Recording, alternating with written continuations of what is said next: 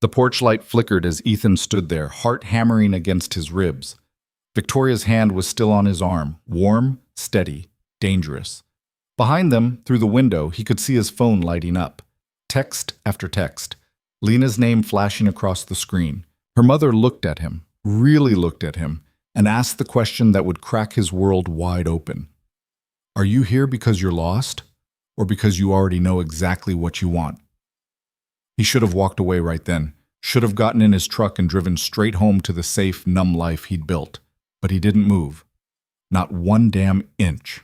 Hey, thanks for clicking on this story. What you're about to hear, it's messy, it's complicated, and it's the kind of thing that'll make you question what the hell you'd do in the same situation. If you stick around to the end, hit that like button and drop a comment with your city. I want to see how far this story travels. All right, let's get into it. Ethan Cole sat in his truck outside the diner, engine running, hands gripping the steering wheel like it might actually hold his life together. Through the rain-streaked windshield, he could see her inside. Michelle, her name was, laughing at something on her phone while she waited. Pretty smile. Nice laugh. The kind of woman his friends kept saying he needed. He turned the key. The engine died. Screw it, he muttered. He didn't go inside.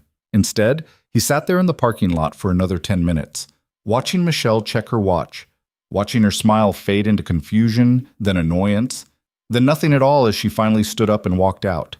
She didn't even look toward his truck, just got in her car and left. Ethan exhaled slowly, feeling the familiar weight settle back onto his chest. The weight that had been there for 3 years, ever since Lena left. He should feel guilty. He'd just stood up a perfectly nice woman who'd done absolutely nothing wrong except agree to have dinner with a guy who clearly wasn't ready. But guilt required energy, and Ethan Cole was running on empty. His phone buzzed, a text from his sister Jamie. How's the date going? Please tell me you're actually trying this time. He stared at the message, then turned his phone face down on the passenger seat. The rain picked up, drumming harder against the roof. Ethan started the truck again, but he didn't drive home. Home meant facing the babysitter's knowing look when he showed up early again. Home meant walking past Dylan's room and seeing the drawing his son had made, stick figures of the three of them, back when them still included Lena. Instead, he drove. His hands knew where they were going before his brain caught up. East on Highway 42, past the auto shop where he worked, past the elementary school, past the neighborhoods that gradually spread farther apart until the houses became estates hidden behind gates and trees. The Hale estate sat at the end of a long gravel drive, and it wasn't what most people expected when they heard Billionaire. No gold gates. No fountain. Just a sprawling farmhouse that had been in Victoria's family for 4 generations, painted white with black shutters and a wraparound porch that Ethan had helped repair last summer. He'd done a lot of odd jobs there over the past year. Fixed the deck, replaced some rotted siding, rewired the garage. Victoria always paid well. Too well, really, but that wasn't why he kept coming back. The porch light was on. Ethan sat in the driveway for a full minute, watching rain slide down the windshield, asking himself what the hell he was doing. It was almost 9 o'clock. He had no reason to be here. No broken fixture to fix, no legitimate excuse, but his feet were already moving. The porch boards creaked under his boots as he climbed the steps. Before he could knock, the door opened. Victoria stood there in jeans and an oversized sweater, hair pulled back in a loose bun, reading glasses perched on her nose. She looked at him without surprise, like guys showed up on her doorstep in the rain all the time. Ethan? I know it's late. It's fine. She stepped back. Come in before you drown. The house smelled like coffee and old books. Victoria led him through to the kitchen where papers were spread across the table. Financial statements, investment reports, the kind of work that came with managing the kind of money most people couldn't conceptualize. Coffee? She asked. Sure. She poured 2 cups without asking how he took it. She already knew. Black, no sugar. They'd had enough conversations on that porch over the past year for her to know. Ethan wrapped his hands around the mug, letting the warmth seep into his fingers. Victoria leaned against the counter, watching him with those steady gray eyes that never seemed to judge, just observe. Bad date? She asked. He almost laughed. Didn't make it inside. Cold feet or wrong person? Maybe both. He took a sip of coffee. It was good. Everything Victoria did seemed effortless like that. I don't know what I'm doing anymore. With dating? With everything. Victoria tilted her head slightly, considering him. She was 30 years old, 2 years younger than him, but she carried herself with the kind of calm that made Ethan feel like a kid sometimes. Not in a condescending way, just grounded, like she'd figured out something fundamental about life that he was still stumbling toward. You want to sit? She asked. They moved to the living room. The fire was already going, crackling quietly in the stone fireplace. Ethan sank into the leather couch that probably cost more than his truck, but somehow didn't feel pretentious, just comfortable. Victoria sat in the armchair across from him, tucking her legs underneath her. So, she said, talk. And somehow he did. He told her about Michelle, about the 3 other dates before that, all ending the same way, polite conversations that went nowhere, goodnight hugs that felt hollow, the drive home wondering why he even bothered. I keep thinking something's wrong with me, he said, like there's some switch that's supposed to flip and mine's just broken. Or maybe, Victoria said quietly, you're not actually ready and you keep going through the motions hoping readiness will just show up. The words hit harder than they should have. Jamie says I need to move on, Ethan continued. Says it's been 3 years. Says Dylan needs to see me happy. What do you say? He was quiet for a long moment, staring into the fire. I don't know if I remember how. Victoria didn't offer empty reassurance, didn't tell him it would get better, or that time heals all wounds, or any of the other bullshit people had been feeding him since Lena left. She just sat there, present, letting the silence stretch. Finally, she spoke. Can I ask you something? Yeah. Are you lonely, or are you actually ready? Ethan looked up at her. What's the difference?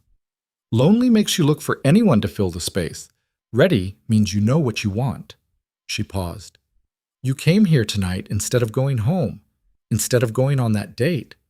Why? He didn't have an answer. Or maybe he did, and it scared the hell out of him. The rain had settled into a steady rhythm against the windows. The fire popped softly. Victoria's eyes stayed on his, patient, waiting. I don't know, he finally said. Yes, you do. And maybe she was right. Maybe some part of him did know, buried underneath 3 years of numbness and routine and convincing himself that what he felt didn't matter as long as he kept moving forward. Tell me about her, Victoria said. About Lena. Most people didn't ask. They knew enough. The whole town knew. Lena Hale, the brilliant daughter of Haven Ridge's wealthiest family, who'd gotten a scholarship to Stanford and left her high school boyfriend behind, who'd promised to make it work, to come back, to not let distance change things, who'd sent the email 2 years later saying she'd met someone else, someone who fit her new life better. We were kids, Ethan said. I thought I knew what love was, thought we were building something. You were. She left. She chose a different path. That doesn't erase what you built. It just means the foundation wasn't strong enough for the weight of who she was becoming. Ethan turned that over in his mind. It was probably the kindest way anyone had ever framed it. Does it get easier? He asked. Talking to your ex's mom about this? A small smile touched Victoria's lips. Lena and I haven't spoken in over a year. We email occasionally, holidays, birthdays. That's about it. That surprised him. Everyone in town assumed the Hale family was close, united by money and legacy. But sitting here seeing the quiet sadness in Victoria's eyes when she mentioned her daughter, Ethan realized how wrong that assumption was. She doesn't come home? Not often. She's building her life out there. I respect that. Victoria's fingers traced the rim of her coffee cup. But respect doesn't mean it doesn't hurt. I'm sorry. Don't be. We all make choices. She looked at him directly. The question is whether we make them because they're right, or because they're easier. Which did Lena make? I honestly don't know. Which did you? Ethan felt the question land in his chest. I stayed, he said. I took the stable job. I bought the house. He stopped, the words catching in his throat. You had Dylan, Victoria finished gently. Yeah, Dylan. His 7-year-old son who looked so much like Lena, it sometimes hurt to look at him. The kid who asked every few months when mommy was coming home, even though Ethan had explained 100 times that she wasn't. "That's not an easier choice," Victoria said. "That's the hard one, the right one." "Doesn't always feel right." "No, it just feels like survival." The way she said it, like she knew exactly what that felt like, made Ethan look at her differently. Really look. Not as Lena's mom, not as the billionaire who lived in the big house on the hill, just as Victoria. A woman sitting in a too-quiet house, working late into the night, with a daughter who'd chosen distance over closeness. "Can I ask you something now?" Ethan said. "Fair's fair." "Why do you live here alone? You could live anywhere. Do anything." Victoria's smile was sad. "Because anywhere feels empty when you've spent your whole life building things for other people." She paused. "My father built this empire. My husband expanded it. Lena was supposed to inherit it. And me? I was just supposed to keep it all running smoothly." Past tense? "My father's gone. My husband left 10 years ago. Lena wants nothing to do with the business. So now I have more money than I could spend in 10 lifetimes, and absolutely no idea what it's for." There was something raw in her voice that Ethan had never heard before. "That's why I like when you come by," she continued quietly. "The repairs, the projects. It's nice to have something that actually needs fixing, something tangible." Her hand rested on the arm of the chair. Without thinking, Ethan reached out and covered it with his own. The touch lasted maybe 3 seconds. Then Victoria gently pulled back, standing up. "It's late," she said, her voice carefully neutral. "You should get home to Dylan." Ethan stood too, feeling like he'd crossed some invisible line without meaning to. "Victoria, I didn't." "I know." She smiled, but it didn't quite reach her eyes. "You're welcome here, Ethan. Any time. But we both know this only works if it stays what it is." "What is it?"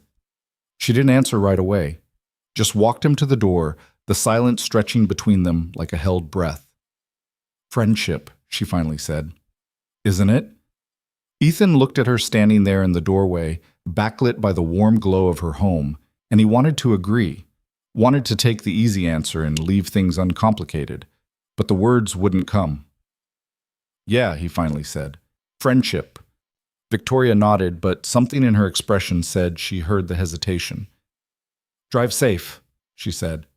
The rain had stopped by the time Ethan reached his truck. He sat in the driver's seat for a long moment, hands on the wheel, staring back at the house. The porch light was still on, and for the first time in 3 years, something inside his chest that had felt frozen solid began, very slowly, to crack. The babysitter, Mrs. Chen, was asleep on the couch when Ethan got home. He paid her, apologized for being late, and walked her to her car. Then he stood in his living room, surrounded by the accumulated debris of single parenthood. Dylan's toys scattered across the floor, dishes in the sink, laundry basket overflowing, and felt nothing. No, that wasn't true. He felt something. He just didn't know what to call it yet. He checked on Dylan, who was sprawled across his bed in that boneless way kids sleep, one arm hanging off the mattress, mouth slightly open. Ethan pulled the blanket up over his son's shoulders and sat on the edge of the bed for a while, just watching him breathe. "I'm trying, buddy," he whispered. "I'm really trying." Dylan didn't stir. Ethan's phone buzzed as he was getting ready for bed. A text from Jamie. "Well?" He typed back. "Didn't go." 3 dots appeared immediately. Then, "Jesus, Ethan, what are you doing? I don't know. You need to talk to someone, like professionally." "Maybe." "Not maybe." "Yes, this isn't healthy." Ethan stared at the message, then set his phone on the nightstand without responding. Jamie meant well, she always did, but she didn't understand that talking to a therapist about Lena wouldn't change the fundamental problem.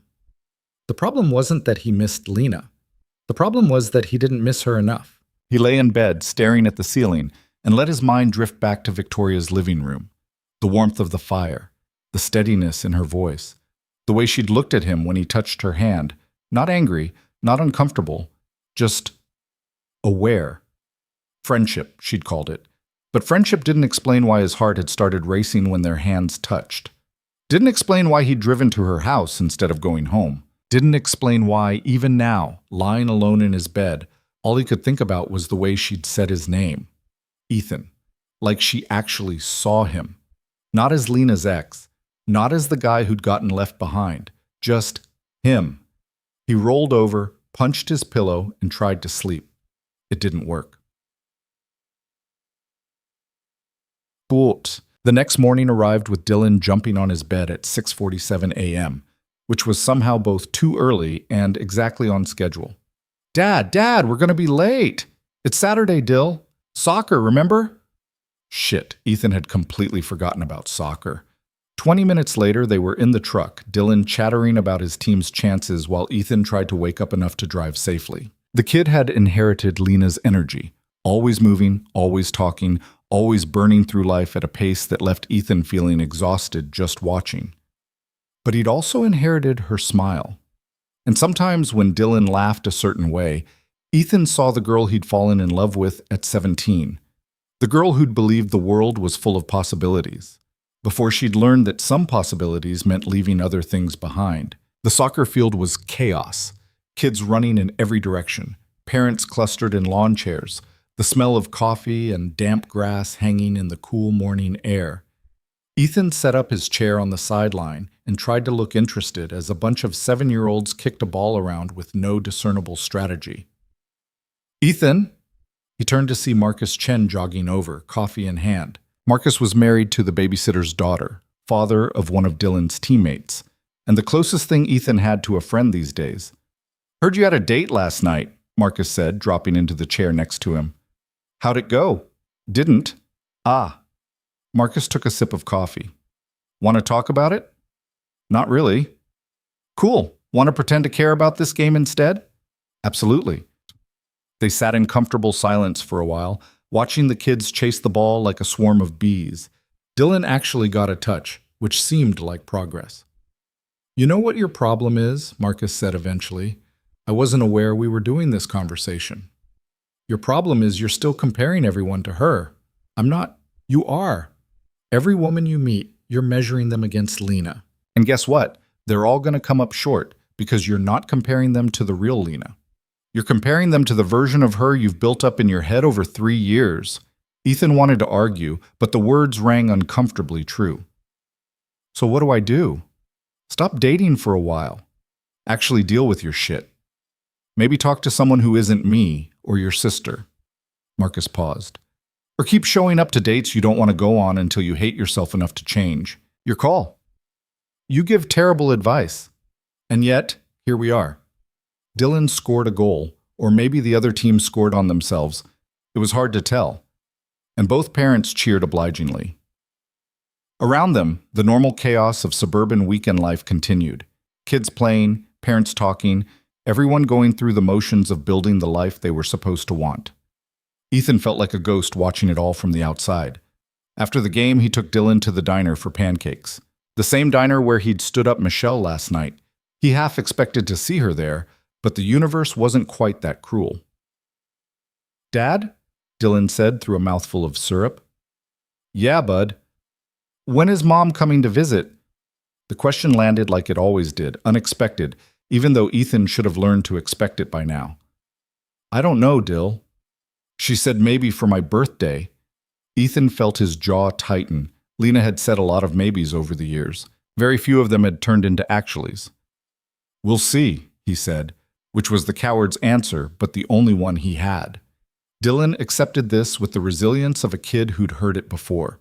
He went back to his pancakes, and Ethan went back to his coffee, and they both pretended everything was fine. But later, driving home, Dylan asked another question. Do you think Mom still loves us? Ethan's hands tightened on the steering wheel. Yeah, buddy, of course she does. Then why doesn't she come home? Because sometimes love isn't enough. Because people grow and change and want different things. Because your mom is building a life out there that doesn't have room for the life she left behind. But he couldn't say that to a 7-year-old. She's busy with work, Ethan said instead. But she loves you very much. Dylan was quiet for a moment, then, do you still love her? The question shouldn't have surprised him, but it did. Ethan thought about lying. thought about giving the easy answer, the one that would make sense to his son. But something in him rebelled against it. "I'll always care about your mom," he said carefully. "But love changes sometimes. It's complicated. Adults always say things are complicated. That's because they usually are. That's a dumb answer." "Yeah," Ethan agreed. "It really is." They drove the rest of the way in silence. When they got home, Dylan disappeared into his room with his tablet, and Ethan stood in the kitchen, staring at nothing. His phone rang. Unknown number. "Hello? Ethan Cole?" A woman's voice, professional, unfamiliar. "Speaking. This is Jennifer Marks from Haven Ridge Elementary. I'm calling about your son, Dylan." Ethan's heart jumped. "Is he okay?" "He's fine. Sorry, I should have led with that. I'm actually calling about an incident yesterday at school. Dylan got into a fight with another student." "Dylan? My Dylan?" "Yes, it wasn't serious. No one was hurt. But we do have a policy about physical altercations. I'd like to schedule a meeting with you to discuss it." Ethan closed his eyes. Perfect. Just perfect. They scheduled the meeting for Monday morning. When Ethan hung up, he walked to Dylan's room and knocked on the door. "Yeah?" Ethan pushed it open. Dylan was lying on his bed, scrolling through videos on his tablet, the picture of innocence. "Want to tell me about the fight at school?" Dylan's face went carefully blank. "It wasn't a big deal. The principal called me. Seems like it was kind of a big deal. Tommy said something mean." "About what?" Dylan's eyes dropped to his tablet. "About you." Ethan sat down on the edge of the bed. "What did he say?" "He said you're sad all the time. He said his mom said you're broken because mom left." Dylan's voice got smaller. "I told him you're not broken. And then I pushed him." Something cracked in Ethan's chest. He reached out and pulled Dylan into a hug. The kid resisted for about half a second, then melted into it, small arms wrapping around Ethan's waist. "I'm sorry," Ethan said quietly. "For what?" "For making you feel like you had to defend me." "But you're not broken." "No, I'm not broken." Ethan pulled back, looking at his son's serious face. "I'm just figuring some stuff out. And I know that's been hard on you, but that's my job to deal with, not yours." "Are you going to be okay?" The question was too big for a 7-year-old to be asking, but Dylan asked it anyway because kids see things adults try to hide. "Yeah," Ethan said, "I am." He wasn't sure if it was true, but he wanted it to be. Sunday passed in the usual blur of household chores and meal prep and trying to keep Dylan entertained.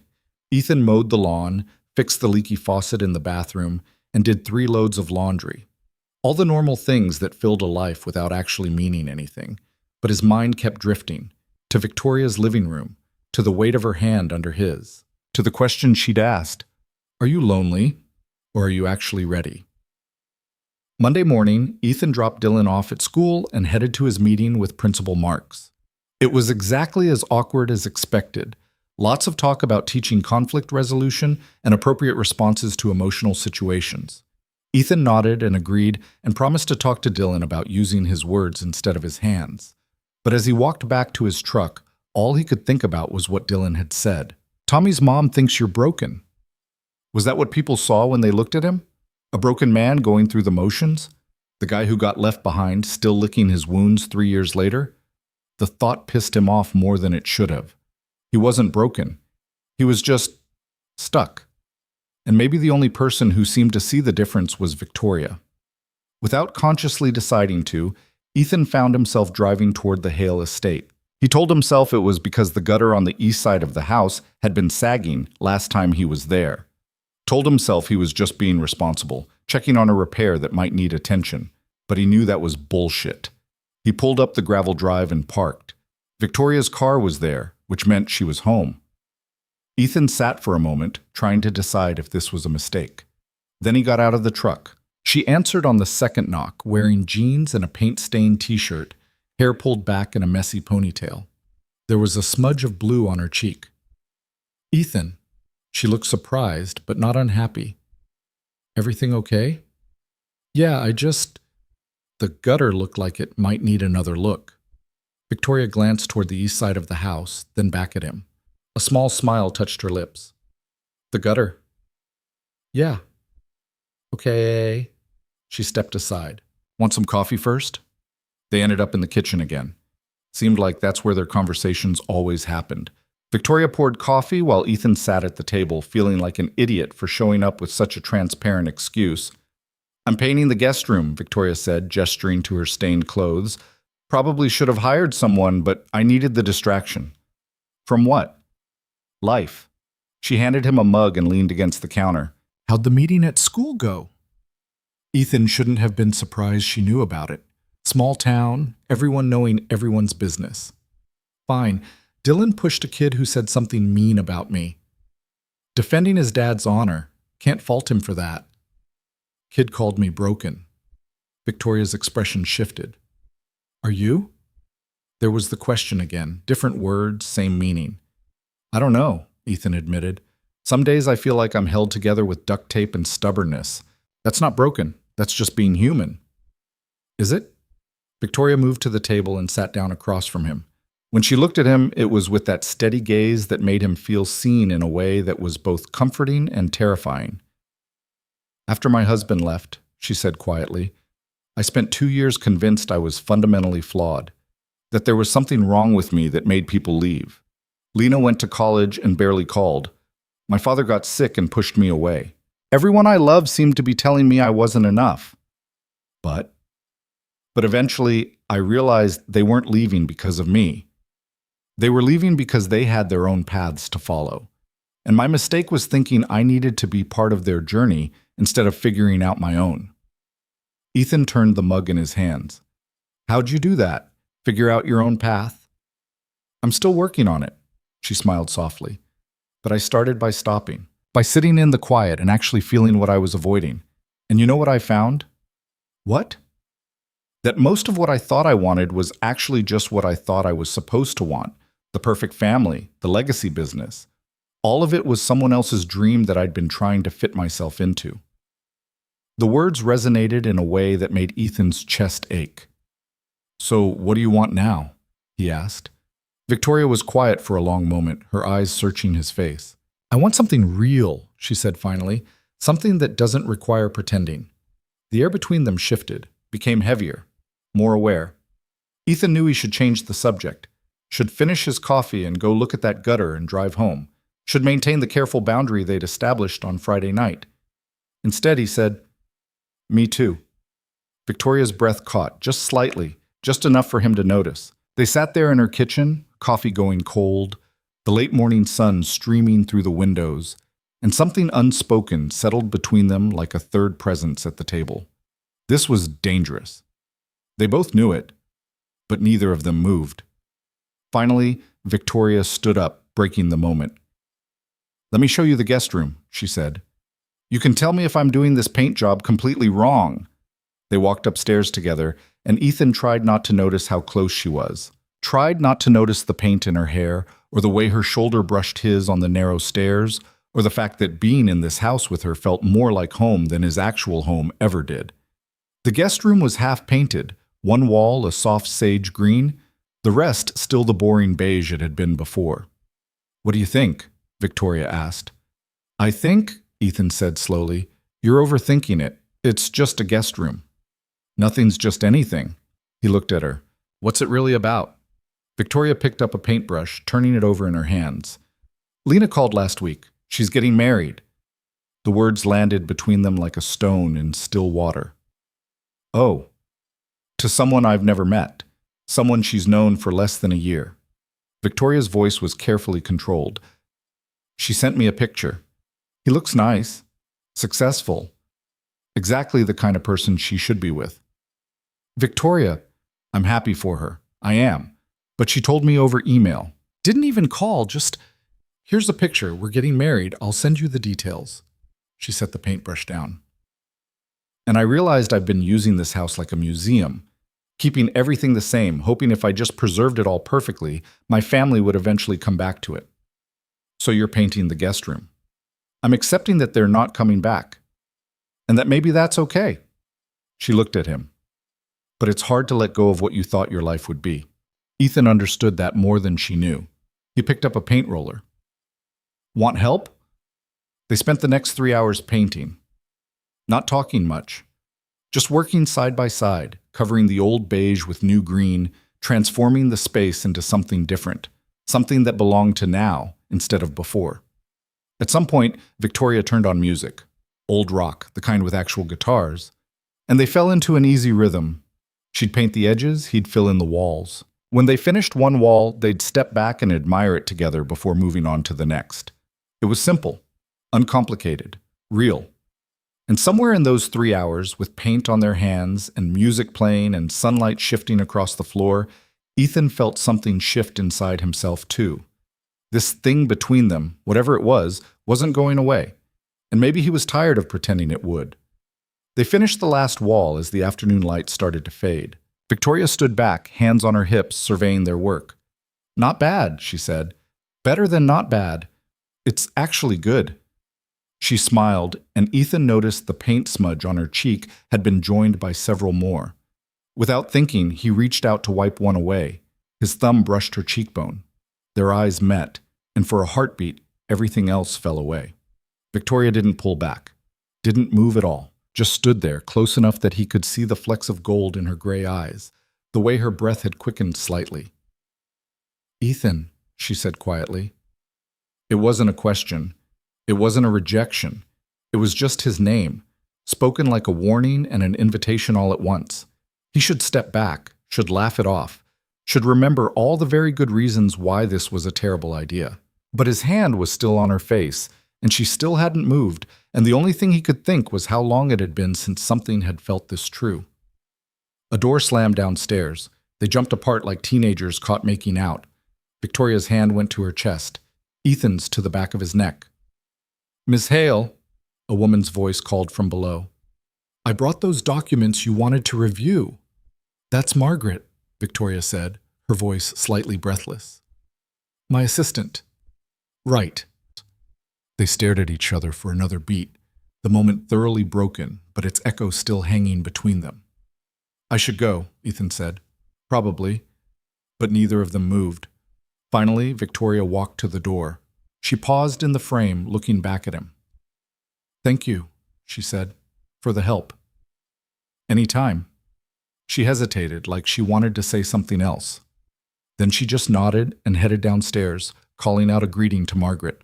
Ethan stood in the freshly painted room, heart still racing, and knew with absolute certainty that he'd just crossed a line he couldn't uncross. And the scariest part? He didn't want to. Ethan drove home with paint on his jeans and Victoria's perfume still lingering in his memory. He gripped the steering wheel tighter than necessary, trying to convince himself that what happened in that guest room was nothing. Just a moment. Just proximity and loneliness combining into something that felt bigger than it actually was. Except it didn't feel like nothing. It felt like the first real thing he'd felt in 3 years. Dylan was at Jamie's house for the afternoon, which meant Ethan came home to an empty house and too much time to think. He tried not to. Threw himself into cleaning the kitchen, organizing the garage, fixing the loose hinge on the bathroom door. Anything to keep his hands busy and his mind quiet. It didn't work. Every time he closed his eyes, he saw Victoria looking at him in that painted room, saw the way her breath had caught when he touched her face, saw the moment stretching between them like a wire pulled taut, vibrating with everything they weren't saying. His phone buzzed around 6. A text from an unknown number. "You left your jacket." His heart jumped before his brain could catch up. He'd been wearing his work jacket. Must have left it on the back of a chair when they started painting. "I can grab it tomorrow." The 3 dots appeared, disappeared, appeared again. "Or you could come get it now. I made too much pasta." Ethan stared at the message. This was a choice. A clear, conscious choice. Going back there tonight, after what happened this afternoon, wasn't about a jacket or pasta. They both knew it. He should text back something polite, something that created distance. Should say he'd get the jacket later. "Thanks anyway. Have a good night." Instead, he typed, "Be there in 20." The drive felt longer this time. Every mile giving him another chance to turn around, to make the smart choice, the safe choice. But his truck kept moving forward. Victoria met him at the door in different clothes, soft gray pants, and a white button-down that made her look simultaneously casual and elegant in a way Ethan couldn't figure out. Her hair was down now, falling past her shoulders. "Hey," she said. "Hey." They stood there for a beat too long, neither quite sure what to do with the weight of what wasn't being said. "Come on," Victoria finally said, stepping aside, "before it gets cold." The kitchen table was set for two. Nothing fancy, just plates and forks and a big bowl of pasta with what looked like homemade sauce. A bottle of red wine sat in the center, already open. "You didn't have to do all this," Ethan said. "I was cooking anyway." She handed him a glass of wine. "And I actually do have your jacket." "I know." Their eyes met. Victoria's lips curved into a small smile. "Okay," she said quietly. "Just making sure we're being honest." They sat down and ate, and for the first 20 minutes, the conversation stayed safe. Dylan's soccer team, the weather turning colder, some charity event Victoria had to attend next week. Normal things, easy things, but the air between them felt anything but normal. "Can I ask you something?" Ethan said eventually. "Sure." "Why'd you really invite me back tonight?" Victoria set down her fork, considering the question. When she spoke, her voice was careful. "Because I spent the last 4 hours trying to convince myself that what happened this afternoon was just a moment, just two lonely people standing too close." She looked at him. "But I couldn't make myself believe it." The honesty landed in Ethan's chest like a weight. "Yeah," he said. "Me neither." "So what do we do about it?" "I don't know." Victoria reached for her wine glass, her fingers tracing the stem. "This is complicated, you know. You and me. It's not just... We have history, shared history. Lena is my daughter, and your ex and Dylan's mother. That doesn't just go away because we pretend it doesn't exist." "I know. And people will talk. In this town, people always talk." "I know that too." "So why are you here?" Ethan took a breath. "Because when I'm here, I don't feel numb. And I've spent 3 years feeling numb, and I'm so goddamn tired of it." Victoria's eyes softened. She didn't say anything for a long moment, just looked at him like she was trying to see past all the words to what he actually meant. "I think about it sometimes," she said quietly. "What my life would be like if I'd made different choices. If I'd walked away from the business when my father wanted me to take over. If I'd fought harder to keep my marriage alive. If I'd been a different kind of mother to Lena. You can't change the past. No. But you can keep letting it define your future, or you can choose something different." She paused. "The question is what you're actually choosing, because comfort and connection aren't the same thing, Ethan, and I won't be someone's comfortable escape." The words hit harder than she probably meant them to. "Is that what you think this is?" he asked. "I don't know what this is. That's the problem." Ethan pushed his plate aside and leaned forward. "You asked me the other night if I was lonely or ready. I didn't have an answer then, but I've been thinking about it." "And?" "I think I've been confusing moving on with moving forward. Trying to date because that's what you're supposed to do. Trying to feel something for women who deserve better than a guy who's just going through the motions." He held her gaze. "But with you, I'm not going through motions. I'm actually here." Victoria's breath caught slightly. "That scares me." "Why?"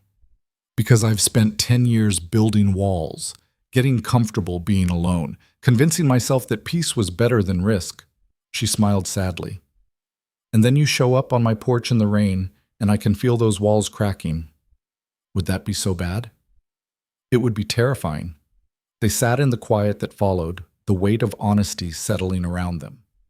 Outside, the evening had turned dark, and the kitchen felt like its own small world, separate from everything else. Victoria stood up and started clearing the plates. Ethan joined her, and they moved around the kitchen in that easy rhythm they'd found while painting, her washing, him drying, no words needed.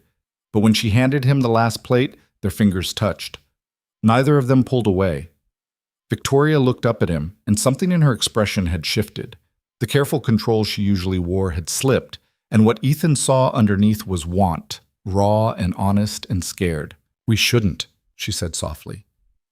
"I know. It'll change everything." "Yeah."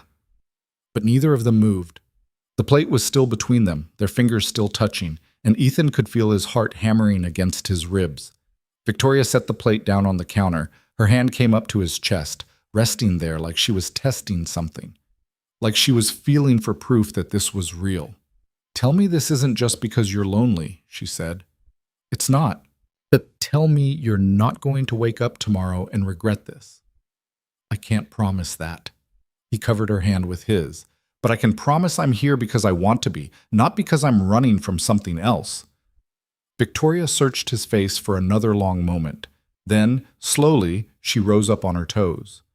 The kiss was soft at first, careful, like they were both still giving each other the chance to pull back. But then Victoria's hand slid up to his neck, and Ethan's wrapped around her waist, and careful became something else entirely. It became desperate, honest. 3 years of numbness and loneliness and wanting something real, all pouring out in the way they held each other. Victoria made a small sound in the back of her throat, and Ethan pulled her closer, and for the first time in so long, he felt alive. When they finally broke apart, both breathing hard, Victoria's forehead rested against his. "Well," she said, voice shaky, "that was... yeah." They stood there, wrapped up in each other, neither quite ready to let go. But reality was already creeping back in, the weight of what they'd just done, the complications waiting outside this moment. Victoria pulled back slightly, her hands still on his shoulders. "I need you to be sure," she said. "Because once we do this, once we actually do this, there's no going back to how things were. I'm sure. Are you? Or are you just sure right now, in this moment, when everything feels good and possible?" Her eyes held his. "Because tomorrow, you're going to wake up in your house. You're going to make Dylan breakfast. You're going to drive past people who knew you and Lena as a couple. And you're going to have to decide if this is still what you want, when it's not just us in this kitchen." Oh, Ethan knew she was right. Knew that what felt clear and simple right now would get complicated fast in the light of day. But he also knew he was tired of living half a life. "I'm not saying it'll be easy," he said. "But yeah, I'm sure." Victoria studied him for another moment, then nodded slowly. She took his hand and led him out of the kitchen, through the living room, up the stairs to her bedroom. And Ethan followed, making a choice he couldn't unmake, crossing a line he couldn't uncross. And for the first time in 3 years, not caring about the consequences. The next morning arrived too early and too bright. Ethan woke up in Victoria's bed, sunlight streaming through unfamiliar windows, and had about 30 seconds of peace before reality crashed back in. He'd slept with his ex's mother, Victoria's mother, Dylan's grandmother. The thought should have filled him with regret. Should have sent him scrambling out of bed, grabbing his clothes, making excuses.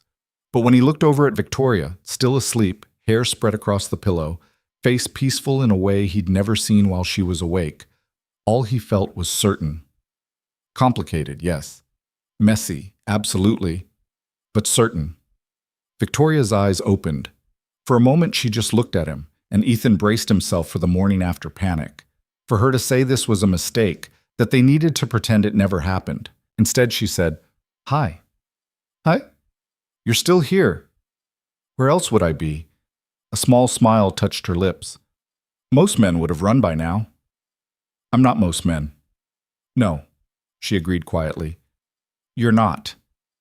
They lay there for a while, not talking, just existing in the strange intimacy of morning light and shared space. Eventually, Victoria glanced at the clock. "Don't you need to get Dylan?" Shit, Dylan. Ethan had completely forgotten he was supposed to pick him up from Jamie's by 9. He grabbed his phone from the nightstand. 3 missed calls from his sister and 2 texts. "Dylan wants to stay for breakfast." "That cool?"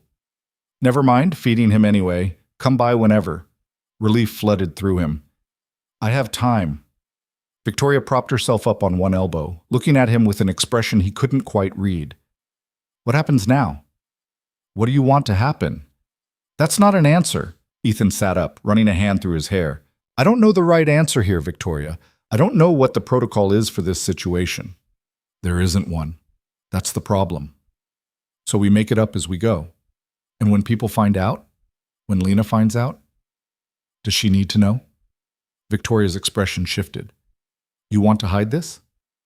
"I didn't say that. I just..." Ethan stopped, trying to find the right words. "I don't think we need to announce it. Not yet. Not until we figure out what this actually is." "And what do you think it is?" "Honestly, I have no idea. but I'd like the chance to find out without the whole town watching. Victoria considered this, then nodded slowly. Okay, we keep it quiet for now. But Ethan, if this is going to be something real, eventually people will know, and we need to be ready for that. I know. Do you? Because it's not just gossip we're talking about. It's your son, my daughter, our families. She paused. Are you prepared for Dylan to know you're seeing his grandmother? The word sounded even more absurd said out loud. I don't know, Ethan admitted. But I'm not ready to walk away from this either. Victoria reached out and took his hand. Neither am I, which I think makes us both either very brave or very stupid. Probably both. She laughed, a real laugh, unguarded and genuine, and Ethan felt something in his chest loosen. They got up eventually. Victoria made coffee while Ethan found his clothes scattered across her bedroom floor.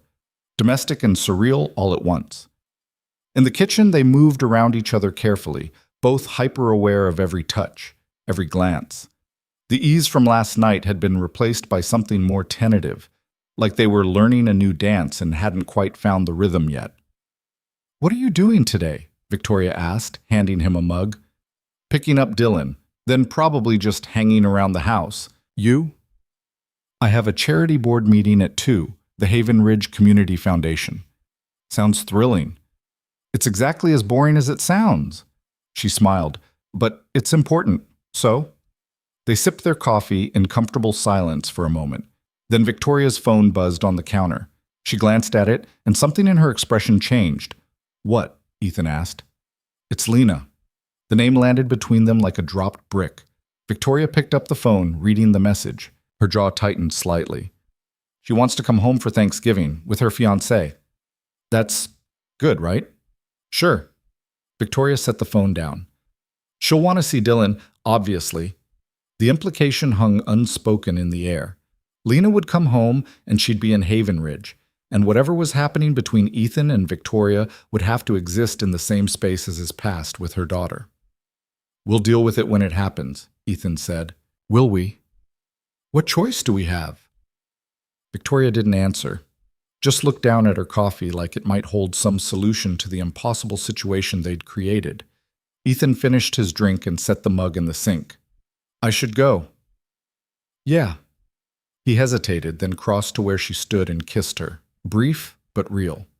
When he pulled back, Victoria's eyes were closed. I'll call you, he said. Okay. But walking to his truck, Ethan couldn't shake the feeling that something had shifted, that the certainty of last night was already starting to crack under the weight of daylight. He picked up Dylan from Jamie's house 20 minutes later. His sister took one look at him and raised an eyebrow. Long night? Just couldn't sleep. Uh-huh. Jamie handed him a Tupperware of leftover pancakes. Dylan, your dad's here! Dylan came barreling out, backpack swinging. Dad, can we go to the park? Sure, bud. In the truck, Dylan chattered about his sleepover with Jamie's kids while Ethan drove on autopilot, his mind still stuck in Victoria's kitchen. Dad, you're not listening. Sorry, what'd you say? I asked if we can visit Grandma Victoria soon. I haven't seen her in forever. Ethan's hands tightened on the wheel. Dylan had always called Victoria Grandma Victoria, even though she wasn't technically his grandmother. It was just what he'd grown up calling her, back when Ethan and Lena were together and the families were still connected. Maybe, Ethan said carefully. Why? Because she's nice and her house is cool and she always has good cookies. Simple kid logic, uncomplicated. If only it could stay that way. They spent the afternoon at the park, Dylan running around with other kids while Ethan sat on a bench and tried not to think about the mess he'd just walked into. But his phone kept buzzing with work texts, friend texts, a reminder about Dylan's upcoming parent-teacher conference. Normal life, continuing on like nothing had changed, except everything had changed. That night, after Dylan was in bed, Ethan sat on his back porch with a beer and stared at his phone. He wanted to text Victoria, wanted to hear her voice, wanted confirmation that last night wasn't just a moment of weakness they'd both regret. But he didn't know what to say. Finally, around 10, his phone buzzed. Victoria. You okay? He typed back, yeah, you? Honestly, I'm terrified. Of what? Everything. This. Us. What it means. Want me to come over? The three dots appeared, disappeared, appeared again. Yes, but you shouldn't. Ethan stared at the message, feeling the truth of it. They needed space, needed to think clearly without the pull of proximity. Tomorrow, he typed, I have meetings all day. Thursday? Thursday works. Okay. Sleep well, Ethan. You too. He set the phone down and took a long pull of his beer. 2 days. He could handle 2 days of normal life while he figured out what the hell he was doing, except normal life had other plans. Tuesday morning, Ethan was under a Honda Civic at the shop when Marcus appeared, rolling his creeper over. So, Marcus said, heard something interesting yesterday. Ethan's stomach dropped. Yeah? My wife's cousin works at the Hale estate. Said she saw you there Monday, painting the guest room with Victoria. Shit. She needed help with a project, Ethan said, keeping his voice casual. I've been doing work there for months. Sure. Marcus was quiet for a beat. Just saying, people notice when you spend a lot of time at a single woman's house. It's not like that. No? Because Linda seemed to think it looked pretty cozy. Ethan slid out from under the car, meeting Marcus's eyes. There's nothing going on. The lie tasted bitter in his mouth, but what was he supposed to say? Yeah, actually, I'm sleeping with my ex's billionaire mother. That'll go over great. Marcus held his gaze for a moment, then shrugged. All right, man. Just giving you a heads up. You know how this town is? Yeah, I know. But the conversation rattled him. If people were already noticing, already talking, how long before it became a real problem? That evening, Jamie called. We need to talk about Dylan, she said without preamble. What about him?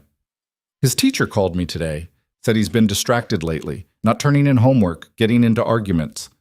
Ethan closed his eyes. I'm handling it. Are you? Because from where I'm sitting, you're barely holding it together yourself. Jamie, I'm not trying to attack you, E. I'm worried about both of you. Her voice softened. When's the last time you actually talked to Dylan? Like really talked to him about how he's feeling? We talk all the time. About surface stuff, sure. But when's the last time you asked him about Lena, about why he's acting out at school? Ethan didn't have an answer. He's 7 years old, dealing with an absent mother and a dad who's going through the motions, Jamie continued. That's a lot for a kid. I know that. Then do something about it. Get him into therapy. Get yourself into therapy. Stop pretending everything's fine when it clearly isn't. After they hung up, Ethan sat in the dark living room and faced the truth he'd been avoiding. He'd been so focused on his own pain, his own need to move forward, that he'd stopped seeing how much Dylan was struggling. Wednesday morning, Ethan called the school counselor and set up an appointment for Dylan. Then he called a therapist for himself, something he should have done years ago. Baby steps. That's what Marcus always said. You can't fix everything at once. But that night, lying in bed, all Ethan could think about was Victoria.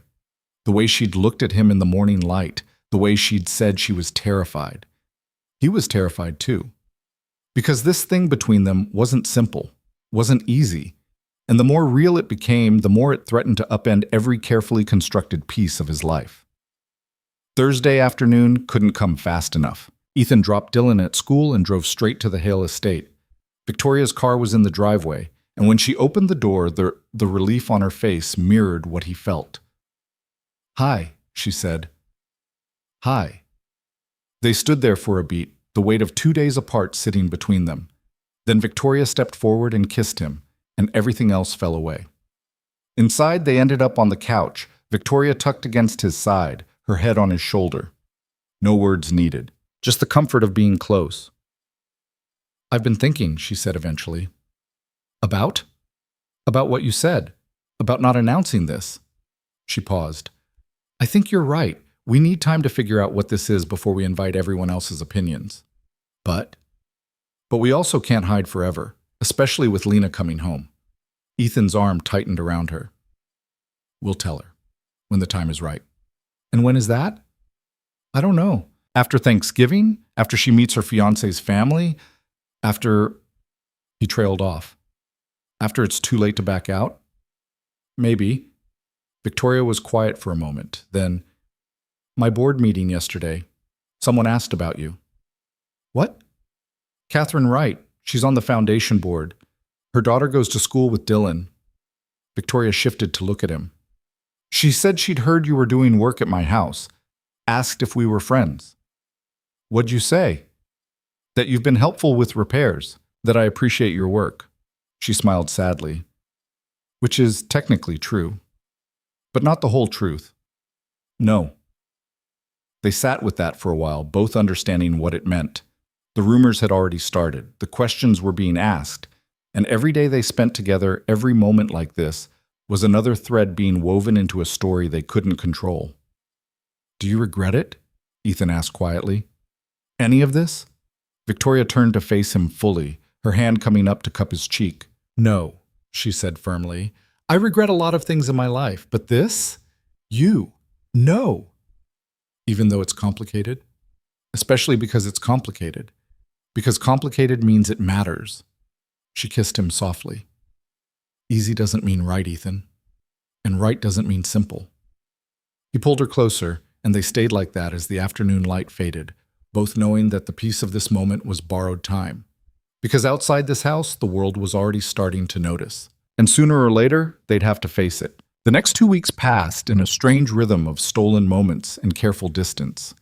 Ethan would find reasons to visit the estate, a loose shutter, a clogged gutter, routine maintenance that probably didn't need doing. Victoria would text him late at night when Dylan was asleep, and they'd talk for hours about nothing and everything. But they were careful. Always careful. Too careful, maybe. Because the harder they tried to keep things quiet, the louder the silence between their real lives became. It was Marcus who finally called him on it. They were closing up the shop on a Friday evening, the first real cold snap of the season settling over Haven Ridge, when Marcus tossed a wrench into the toolbox and looked at Ethan straight on. You gonna tell me what's going on, or are we gonna keep pretending everything's normal? Ethan didn't look up from the invoice he was filing. Nothing's going on. Right. Because you've been whistling while you work for the past week. You, who I've never heard whistle once in the 5 years I've known you. Didn't realize whistling was a crime. It's not. Being happy isn't either. Marcus leaned against the workbench. But lying to your friends kinda sucks. Ethan set down the invoice. I'm not lying. You're not telling the truth either. They stared at each other for a long moment. Ethan wanted to deflect, to change the subject, to keep the walls up that he'd spent years building.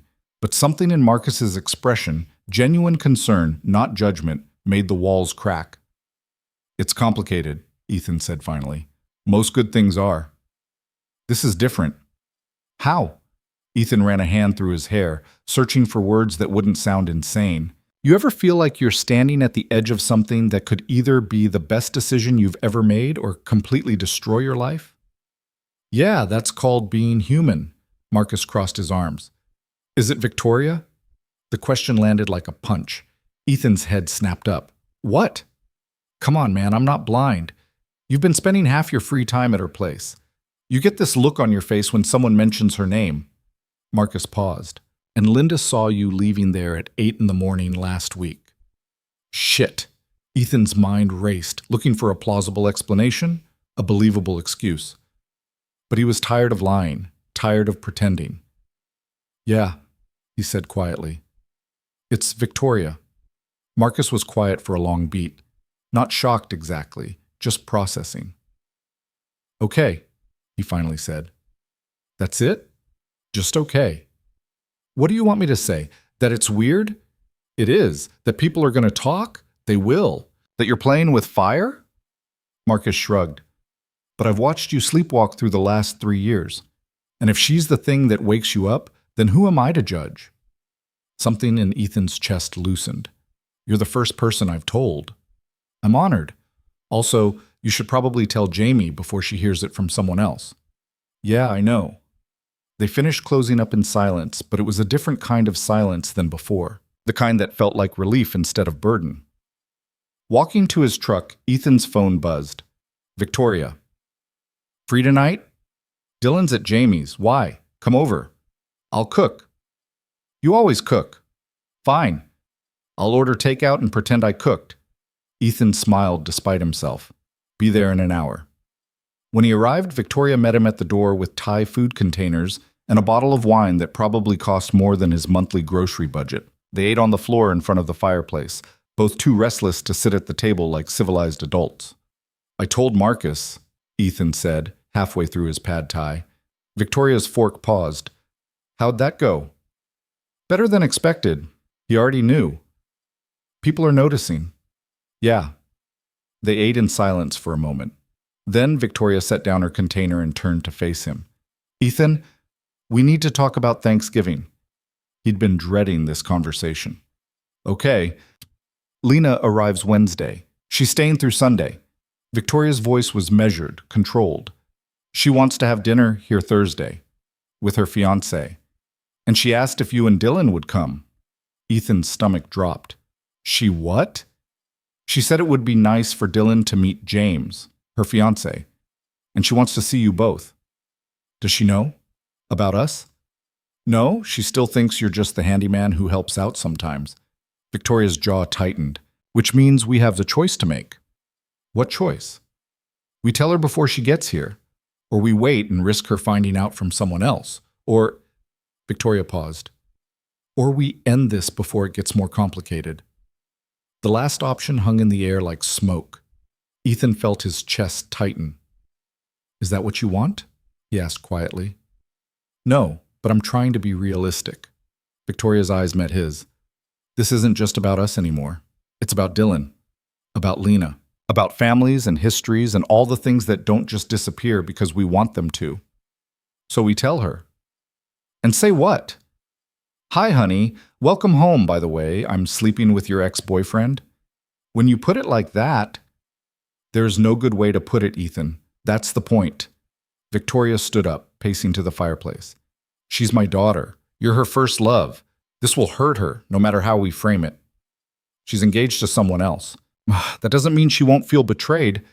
Ethan stood too, crossing to where Victoria stood with her arms wrapped around herself. He placed his hands on her shoulders, feeling the tension there. What do you want to do? He asked. She turned to face him, and he saw the conflict written across her face, the same war he'd been fighting since this started. I want to be selfish, she said quietly. I want to say, screw everyone else, this is my life, and I get to choose.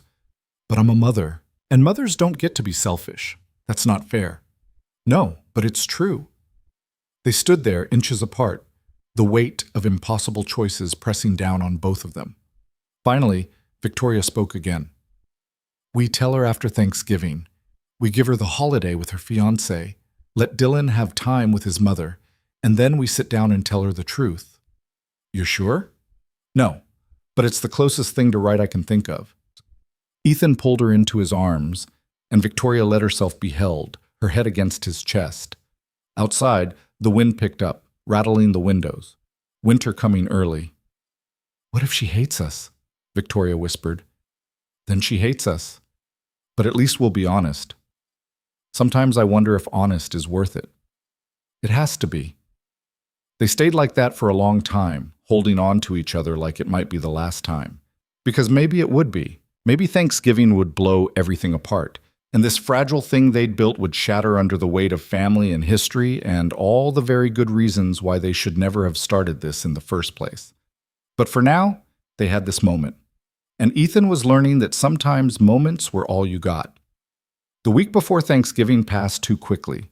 Ethan threw himself into work, into parenting, into the mundane tasks that kept his mind occupied. But every night, after Dylan was asleep, he'd find himself staring at his phone, at the messages from Victoria that had become his lifeline. Missing you. Same. 3 more days. I know, this is going to be a disaster, isn't it? Probably. But we'll get through it. Except Ethan wasn't sure that was true, because the closer Thanksgiving got, the more real the consequences became. He'd lie awake at night, imagining every possible version of that conversation with Lena. Every way it could go wrong. Every hurt look, every angry word, every friendship and family tie that would snap under the pressure. Dylan, oblivious to the storm brewing, was excited. His mother was coming home. He talked about it constantly, what they'd do together, what he'd show her, whether she'd remember his favorite foods. It broke Ethan's heart a little more each time. Tuesday night, Jamie called. Lena's flight gets in tomorrow at 2, she said. You know that, right? Yeah, I know. Dylan's been asking if he can go to the airport to surprise her. Ethan closed his eyes. What'd you tell him? That I'd ask you. Jamie was quiet for a beat. Are you okay with this? Her being here? Do I have a choice? You always have a choice, E. But that wasn't true. Not really. Because the choice had been made 3 years ago when Lena left and he'd stayed, and Dylan had become the connection that would tie them all together forever. I'm fine, Ethan said. It'll be good for Dylan to see her. And what about you? What about me? Are you going to Thanksgiving dinner? Victoria invited us. It'd be weird if we didn't go. Jamie was quiet for so long that Ethan thought the call had dropped. Jamie? There's something different about you lately, she said finally. I can't put my finger on it, but you seem, I don't know, lighter, maybe. Less buried. Is that bad? No, it's good. I'm just trying to figure out what changed. Another pause. Is there someone? Ethan's heart jumped. Why would you ask that? Because you're my brother, and I know you. And the only time you've ever sounded like this was when you were with Lena. Her voice softened. If there is someone, you can tell me. He wanted to. Almost did. But the words stuck in his throat. There's no one, he said. The lie sat heavy between them. Okay, Jamie said, not believing him. But if that changes, I'm here. You know that, right? I know, thanks, Jamie. After they hung up, Ethan sat in the dark living room and faced the truth he'd been avoiding.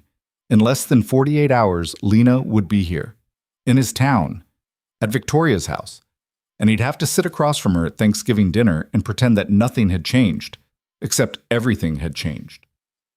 Wednesday arrived cold and gray. Ethan kept Dylan home from school. The kid would have been useless anyway, too excited to concentrate. They spent the morning cleaning the house, making sure everything looked perfect for when Lena came to pick Dylan up for their visit. Because that was the arrangement. Lena would take Dylan for the afternoon and evening, bringing him back Thursday morning in time for Thanksgiving dinner. 3 years of supervised visits and careful coordination, all leading to this. At 1:30, a car pulled into the driveway. Not Lena's old beat-up sedan from high school, but a sleek black rental that probably cost more per day than Ethan made in a week. Dylan was out the door before Ethan could stop him. Mom! Lena stepped out of the car, and Ethan's breath caught. She looked different. Older, obviously, but more than that, polished, put together, like she'd stepped out of a magazine spread about successful young professionals. Her hair was shorter, styled, designer jeans and a cashmere sweater. The kind of person who belonged in San Francisco boardrooms, not small-town driveways. She caught Dylan in a hug, laughing as he squeezed her tight. Behind her, a man emerged from the passenger side, tall, good-looking in that bland, symmetrical way. Expensive watch, perfect smile. James! Ethan walked down the driveway, hands in his pockets, trying to look casual. Ethan, Lena said, her smile warm but careful. It's good to see you. You too. You look great. Thanks. You look the same. She said it kindly, but Ethan heard what she meant. You look like you never left. Like you're still exactly where I left you. This is James, Lena continued, one hand on her fiancé's arm. James, this is Ethan. They shook hands. James had a firm grip and the kind of confidence that came from never doubting his place in the world. Nice to meet you, James said. Lena's told me a lot about you. I bet she has, Ethan thought. The high school boyfriend who couldn't keep up with her ambitions, the guy she outgrew. Good things, I hope. Of course. James's smile never wavered. And this must be Dylan. Your mom talks about you all the time, buddy. Dylan, already attached to Lena's side, nodded shyly. They made small talk for a few minutes, the flight, the weather, plans for tomorrow's dinner. All surface level and polite. Then Lena checked her watch. We should get going. I promised Dylan we'd hit the arcade before dinner. Sure, have him back by 9. 9:30, Lena countered. We have a lot of catching up to do. Ethan wanted to argue, but knew it would make him look petty. Fine. 9:30. Dylan ran inside to grab his jacket, leaving the 3 adults in awkward silence. So, James said, clearly trying to fill the gap. Lena mentioned you do auto repair. That must be interesting work. It pays the bills. I'm in finance, venture capital specifically. We're looking at some interesting startups in the EV space, actually. The whole industry is about to shift dramatically. James, Lena interrupted gently, I'm sure Ethan doesn't want to lecture on market trends. James laughed. Right, sorry. Occupational hazard. Dylan returned, and they said their goodbyes. Ethan watched the rental car pull away, his son's face pressed to the window, waving until they turned the corner. Then he was alone in his driveway, the silence pressing in around him. His phone buzzed. Victoria. How'd it go? About how you'd expect. She looks happy. Good. That's good. Is it? The three dots appeared, then disappeared, then appeared again. I don't know. Maybe we should talk. I'll come over. Ethan, I don't think that's a good idea. Not with her in town. I need to see you. Another long pause. Back entrance. Park on the service road. 20 minutes later, Ethan was walking through the back gate of the Hale estate, feeling like a teenager sneaking around, which he supposed he basically was. Victoria met him at the kitchen door. She looked tired, shadows under her eyes that makeup couldn't quite hide.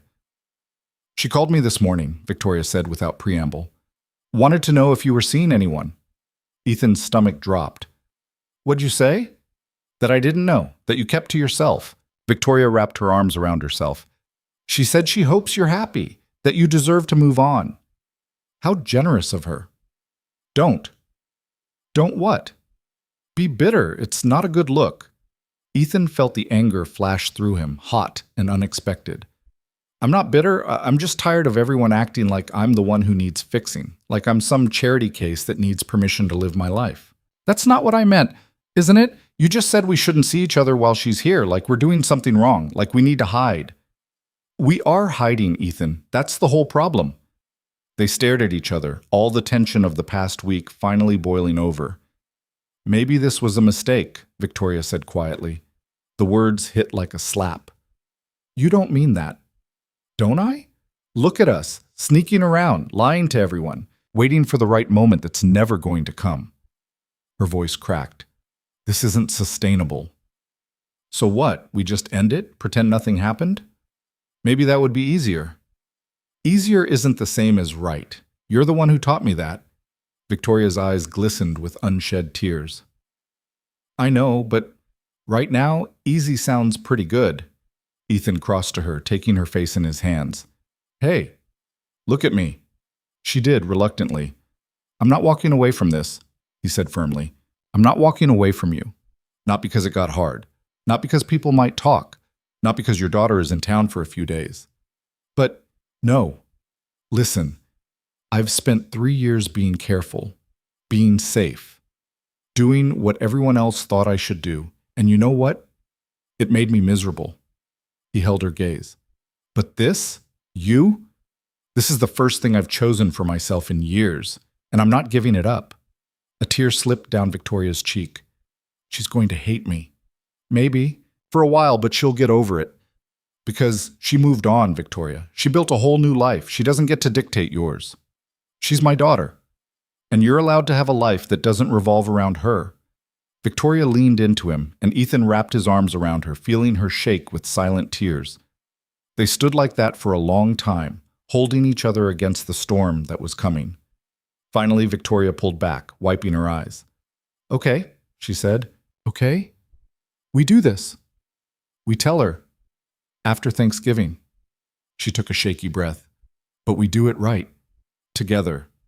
No more hiding. Together, Ethan agreed. They spent the next hour talking through exactly how it would go. When they'd tell her, what they'd say, how to minimize the damage to Dylan. It felt clinical, strategic, like planning a military operation instead of a conversation. But at least they had a plan. Ethan left as the sun was setting, using the back entrance again. As he reached his truck, his phone rang. Jamie. Dylan's back early, she said. Lena dropped him off here. Said she and James had dinner plans. Can you pick him up? Ethan felt his jaw tighten. Yeah, be there in 10. Dylan was quiet on the drive home. Not his usual chatterbox self, just staring out the window, shoulders hunched. You okay, bud? Ethan asked. Yeah. How was the arcade? Fine. Just fine? Dylan was quiet for a long moment. Then, James is nice. That's good. He kept trying to teach me stuff, like how to beat the games better, and he bought me a bunch of tokens. Another pause. But he's not you, Dad. Ethan's throat tightened. No, he's not. Mom kept asking me if I liked him, like she really wanted me to say yes. Did you? I guess, but it felt weird, like she was practicing or something. Kids saw too much, understood too much. Your mom's building a new life out there, Ethan said carefully. And James is part of that.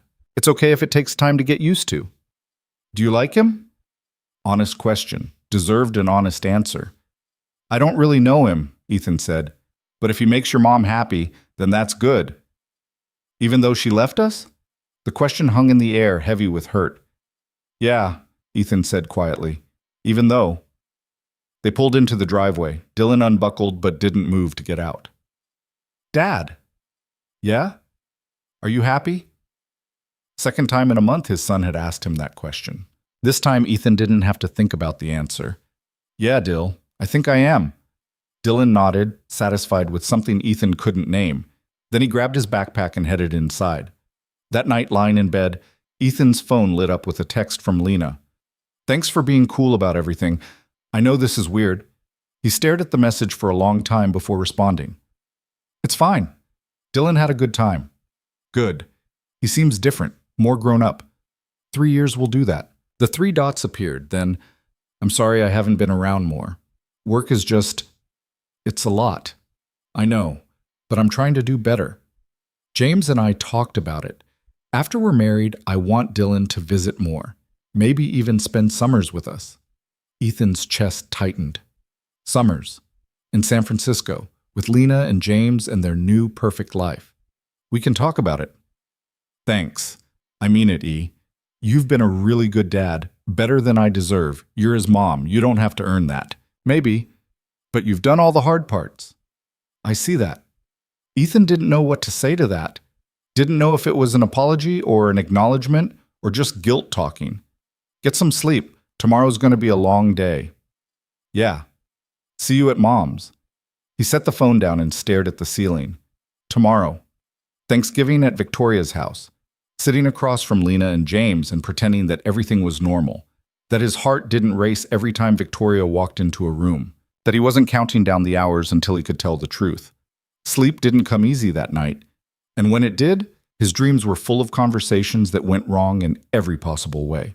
Thanksgiving morning started with Dylan bouncing on Ethan's bed at 6:30, which was somehow both expected and unbearable. Dad, we're going to be late. Dinner's not until 2, Dill. But we have to help Grandma Victoria set up. Ethan dragged himself out of bed, knowing that arguing with a 7-year-old about the concept of time was a losing battle. They ate breakfast, got dressed in the nice clothes Jamie had insisted they wear, and headed out by 10. The Hale estate looked different today. More alive. Cars were already in the driveway, caterers probably, or Victoria's assistant setting things up. The house itself seemed to glow in the cold November light, smoke curling from the chimney, windows warm with interior lights. Dylan ran ahead to the door while Ethan grabbed the pie they'd picked up from the bakery. Store-bought felt inadequate for a dinner like this, but his cooking skills didn't extend much beyond mac and cheese. Victoria answered the door in dark slacks and a cream sweater, hair pulled back, minimal makeup. She looked beautiful and terrified in equal measure. Hey, she said, her eyes meeting Ethan's for just a second before dropping to Dylan. Hi, Grandma Victoria. Dylan threw his arms around her waist. She hugged him back, and Ethan saw something in her expression soften. Hi, sweetheart. Want to help me in the kitchen? Yes. Dylan disappeared inside, leaving Ethan and Victoria in the doorway. She reached out and straightened his collar, a gesture so intimate and natural that they both froze when they realized what she'd done. Sorry, she said, pulling back. Habit. It's fine. Their eyes met again, and Ethan saw all the same anxiety he was feeling reflected back at him. Today was going to be torture. She's in the living room, Victoria said quietly. With James. They got here about 20 minutes ago. Okay. Ethan? I know. We stick to the plan. She nodded, but her hand caught his for just a moment. A brief squeeze. Then she let go and let him inside. The house smelled incredible. Roasting turkey, fresh bread, something sweet baking. In the kitchen, Dylan was already perched on a stool, chattering to one of the caterers while she showed him how to fold napkins. In the living room, Lena and James sat on the couch with wine glasses, looking like they'd stepped out of a catalog. Lena stood when she saw Ethan. "You're early," she said, smiling. Dylan was insistent. James stood too, offering his hand again. "Good to see you, Ethan." They shook, and Ethan forced himself to make small talk about the weather, the drive, the house. All the meaningless conversation that filled space without saying anything real. Victoria appeared with wine for Ethan, and they all settled into the living room. It should have felt comfortable, 4 adults who shared history, finding their way to new ground. But every time Ethan's eyes met Victoria's across the room, every careful avoidance of sitting too close, every word that wasn't being said, made the air feel thicker. "So, Mom," Lena said, curling her legs under her on the couch. "The house looks amazing. Did you redecorate?" "Just the guest room. New paint." "Oh, what color?" "Sage green. Ethan helped, actually." Ethan's heart jumped. Lena's eyes flicked to him, curious. "That's nice of you," she said. "You've always been good at that stuff." It was nothing. Victoria needed the help. "He did most of the work," Victoria added, and Ethan wished she'd stopped talking about it. Turned out beautifully. James, oblivious to the undercurrent, launched into a story about renovating his condo in San Francisco. Ethan half listened, watching Victoria's hands twist in her lap, watching Lena's face as she looked at her mother with something like pride mixed with distance. This family was broken in ways that had nothing to do with him. He was just another crack in an already fractured foundation. Dylan saved them, running in from the kitchen to announce that dinner was almost ready. They moved to the dining room, and Victoria had clearly spent time on the setup. Fine china, crystal glasses, candles, the whole production. It felt formal in a way that made Ethan uncomfortable, like they were playing at being a family instead of actually being one. The seating arrangement was strategic. Victoria at the head of the table, Lena and James on one side, Ethan and Dylan on the other. Maximum distance between Ethan and Victoria. Minimum opportunity for accidental touches or revealing glances. But it also meant Ethan was directly across from Lena, forced to watch her throughout the meal. Dinner started smoothly enough. The food was incredible, the conversation stayed light, and Dylan provided enough entertainment with his stories to fill any awkward silences. But as the wine flowed and the plates were cleared, things started to shift. "So Ethan," James said, refilling his glass, "Lena mentioned you've been single for a while. You dating anyone?" The question landed like a grenade. Ethan felt Victoria stiffen at the end of the table. "Not really," he said carefully. "Been focused on Dylan. That's admirable. But you should get back out there, man. There's plenty of great women in the world." "James?" Lena said quietly. "What?" "I'm just saying, he's a good guy. Deserves to be happy." "I am happy," Ethan said, his voice coming out sharper than he intended. James blinked, caught off guard. "I didn't mean... I know what you meant, but I'm fine. My life is fine." The tension at the table spiked. Lena was staring at him with an expression Ethan couldn't read. Victoria had gone very still, her wine glass frozen halfway to her lips. "Of course," James said, backtracking. "I just meant, everyone deserves companionship." "Maybe companionship isn't the most important thing," Ethan said. "Maybe some things matter more." He wasn't even sure what he was arguing about anymore. Just knew that this whole charade, the perfect dinner, the polite conversation, the pretending, was wearing him down to nothing. "Like what?" Lena asked quietly. "Like honesty." The word hung in the air. Victoria's eyes met his, a silent plea to stop, to not do this now, not like this. But Ethan was so tired of not saying what he meant. "I think," Victoria said, her voice cutting through the tension, "we should have dessert." "Dylan, want to help me in the kitchen?" "But I'm not done with my turkey." "Bring it with you." Victoria stood and Dylan followed, and suddenly it was just the 3 adults at the table. James looked confused. Lena looked concerned, and Ethan felt like he was about to explode. "Are you okay?" Lena asked him. "I'm fine." You don't seem fine. Well, maybe I'm tired of everyone asking me that. Lena exchanged a glance with James, some silent communication passing between them. Then James stood. I'm going to check on dessert, he said diplomatically, leaving them alone. Lena waited until he was gone, then leaned forward. What's going on with you? Nothing. Ethan, come on, I've known you since we were 16. Something's different. Yeah, well, 3 years will do that, she flinched. Is this about me? About us? No. This has nothing to do with you. Then what? Ethan looked at her, really looked at her, and saw the girl he'd loved once upon a time. The girl who'd believed the world was hers for the taking, who'd chosen her dreams over their relationship, and he'd never blamed her for it, not really. But she wasn't that girl anymore. And he wasn't that boy. I've moved on, Lena. That's all. Have you? Because right now it seems like you're angry about something. I'm not angry. You are. And I don't understand why. Because I'm in love with your mother. Because I've been lying to you for weeks. Because this whole dinner is a performance, and I'm exhausted from pretending. But he couldn't say any of that. Not yet. Not like this. I'm just tired, he said finally. It's been a long year. Lena reached across the table, her hand covering his. The gesture was meant to be comforting, but it made Ethan's skin crawl.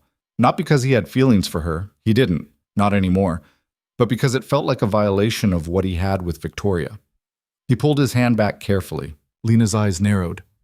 There is someone. What? You're seeing someone. That's what this is. Ethan's heart hammered. Lena, it's okay. I mean, I'm getting married. You should be happy too. She smiled, but it didn't quite reach her eyes. Who is she? There's no one. You're a terrible liar, E. You always have been. Before he could respond, Victoria and Dylan returned with pie. The moment shattered, but Ethan could feel Lena watching him for the rest of dessert, putting pieces together in her head. After they ate, Dylan and James ended up in the living room playing some video game, their laughter carrying through the house. Lena went upstairs to take a phone call, which left Ethan and Victoria alone in the dining room, clearing plates in careful silence. That was close, Victoria whispered. She knows something's up, but she doesn't know what. We just need to make it through tonight. And then what? We tell her tomorrow? While she's still in town? Victoria's hand stilled on a wine glass. What are you saying? I'm saying maybe waiting was a mistake. Maybe we should have just been honest from the start. It's too late for that now. Is it? They stared at each other, the weight of everything unsaid pressing down on both of them. Then footsteps on the stairs made them jump apart. Lena appeared in the doorway, phone in hand, her expression strange. Mom, can I talk to you for a second? Of course. Ethan, do you mind? I'll finish up here. They disappeared into Victoria's study, and Ethan stood alone in the dining room, heart racing, wondering if this was it, if Lena had figured it out, if the whole careful house of cards was about to collapse. 10 minutes passed, then 20. Ethan finished the dishes and joined Dylan and James in the living room, forcing himself to act normal while his mind raced. Finally, Victoria and Lena emerged. Lena's eyes were red like she'd been crying. Victoria looked shaken. Everything okay? James asked, standing up. Fine, Lena said, but her voice was tight. Just family stuff. She crossed to Ethan, and he braced himself for the confrontation, but instead she just said, Can we talk outside? His stomach dropped. Sure. They walked out onto the porch, the cold November air biting at Ethan's skin. Lena wrapped her arms around herself, staring out at the darkening sky. I'm not coming back, she said quietly. What? To Haven Ridge. After I get married, after we settle in San Francisco, I'm not coming back. She turned to face him. My mom just told me she's selling the estate. The words hit like a physical blow. She's what? She said she's tired of maintaining it alone, tired of waiting for me to care about it the way she does. Lena's voice cracked. She said I made my choice, and now she's making hers. Ethan's mind reeled. Victoria hadn't mentioned selling the house, hadn't said anything about leaving. When did she decide this? I don't know. Recently, I guess. Lena wiped at her eyes. She said she needs to build her own life, stop living in the past. And I can't even be mad about it because she's right. I left. I built something new. Why shouldn't she? Lena, do you think I'm selfish? She asked suddenly. For leaving, for choosing my career over this place. Ethan thought about the question, really thought about it. No, he said finally. You did what you needed to do, what made you happy. But I hurt people. I hurt you. I hurt my mom. I barely see Dylan. She shook her head. And the worst part is, I don't know how to fix it. I don't know how to be the person they need me to be without giving up the person I've become. Maybe you don't have to choose. Don't I? She looked at him. You chose. You stayed. You put Dylan first. You did the right thing. It wasn't about right or wrong. It was just what I could live with. They stood in silence for a moment, two people who'd loved each other once, now standing on opposite sides of a chasm neither knew how to cross. I'm glad you're moving on, Lena said softly. Whoever she is, I hope she makes you happy. There's no... Ethan, please, don't lie to me. She smiled sadly. I can see it in your face, the way you've been all evening. You're different, lighter, like you finally stopped carrying around the weight of what I did to you. He wanted to deny it, wanted to keep the secret just a little longer. But looking at Lena now, seeing the guilt and sadness in her eyes, he couldn't. I am, he admitted quietly. I'm seeing someone. Good. That's good. She reached out and squeezed his hand. You deserve it, E. You deserve to be happy. If only she knew. They went back inside. The evening wound down, James and Lena saying their goodbyes, making plans to see Dylan once more before they flew back to San Francisco. Victoria hugged her daughter, and Ethan saw the pain in both their faces, all the things they wanted to say but couldn't. After they left, Victoria collapsed on the couch, exhausted. She knows about you, Ethan said, sitting beside her. I know. She asked me directly if you were seeing someone. What'd you say? I said, I didn't know for sure, but I thought maybe you were. Victoria looked at him. I didn't tell her it was me. She's going to figure it out. I know. They sat in the quiet of the big house, surrounded by the remnants of the dinner party. Dylan had fallen asleep in the armchair, worn out from the day's excitement. You're really selling this place? Ethan asked. Victoria was quiet for a long moment. I don't know. I said it because I was angry. Because Lena was crying about not being able to come home, and all I could think was that she chose not to. That this hasn't been her home in years, and I've been keeping it like a museum waiting for someone who's never coming back. But you love this house. I love what it represented. Family, legacy, roots. She looked around the room. But maybe I've been holding on to the wrong things. Maybe the house isn't what matters. What does matter? Victoria turned to him, and the look in her eyes made his breath catch. You, she said simply. This. Whatever we're building, that matters. Ethan reached for her hand, no longer caring if Dylan might wake up and see. We're still telling her? We have to. When? Before she leaves, this weekend. Victoria squeezed his hand. I can't keep lying to her, even by omission. It's going to hurt her. I know, but not telling her will hurt worse, eventually. They sat like that for a while, holding hands in the dim light, Dylan's soft breathing the only sound. It felt like the calm before a storm, the last moment of peace before everything changed. Finally, Ethan woke Dylan and carried him out to the truck. At the door, Victoria stopped him. Ethan? Yeah? Thank you for today, for trying. We both tried. She nodded, and for a moment he thought she might kiss him, but instead she just touched his cheek, a gesture so tender it made his chest ache. I'll call you tomorrow, she said. Okay.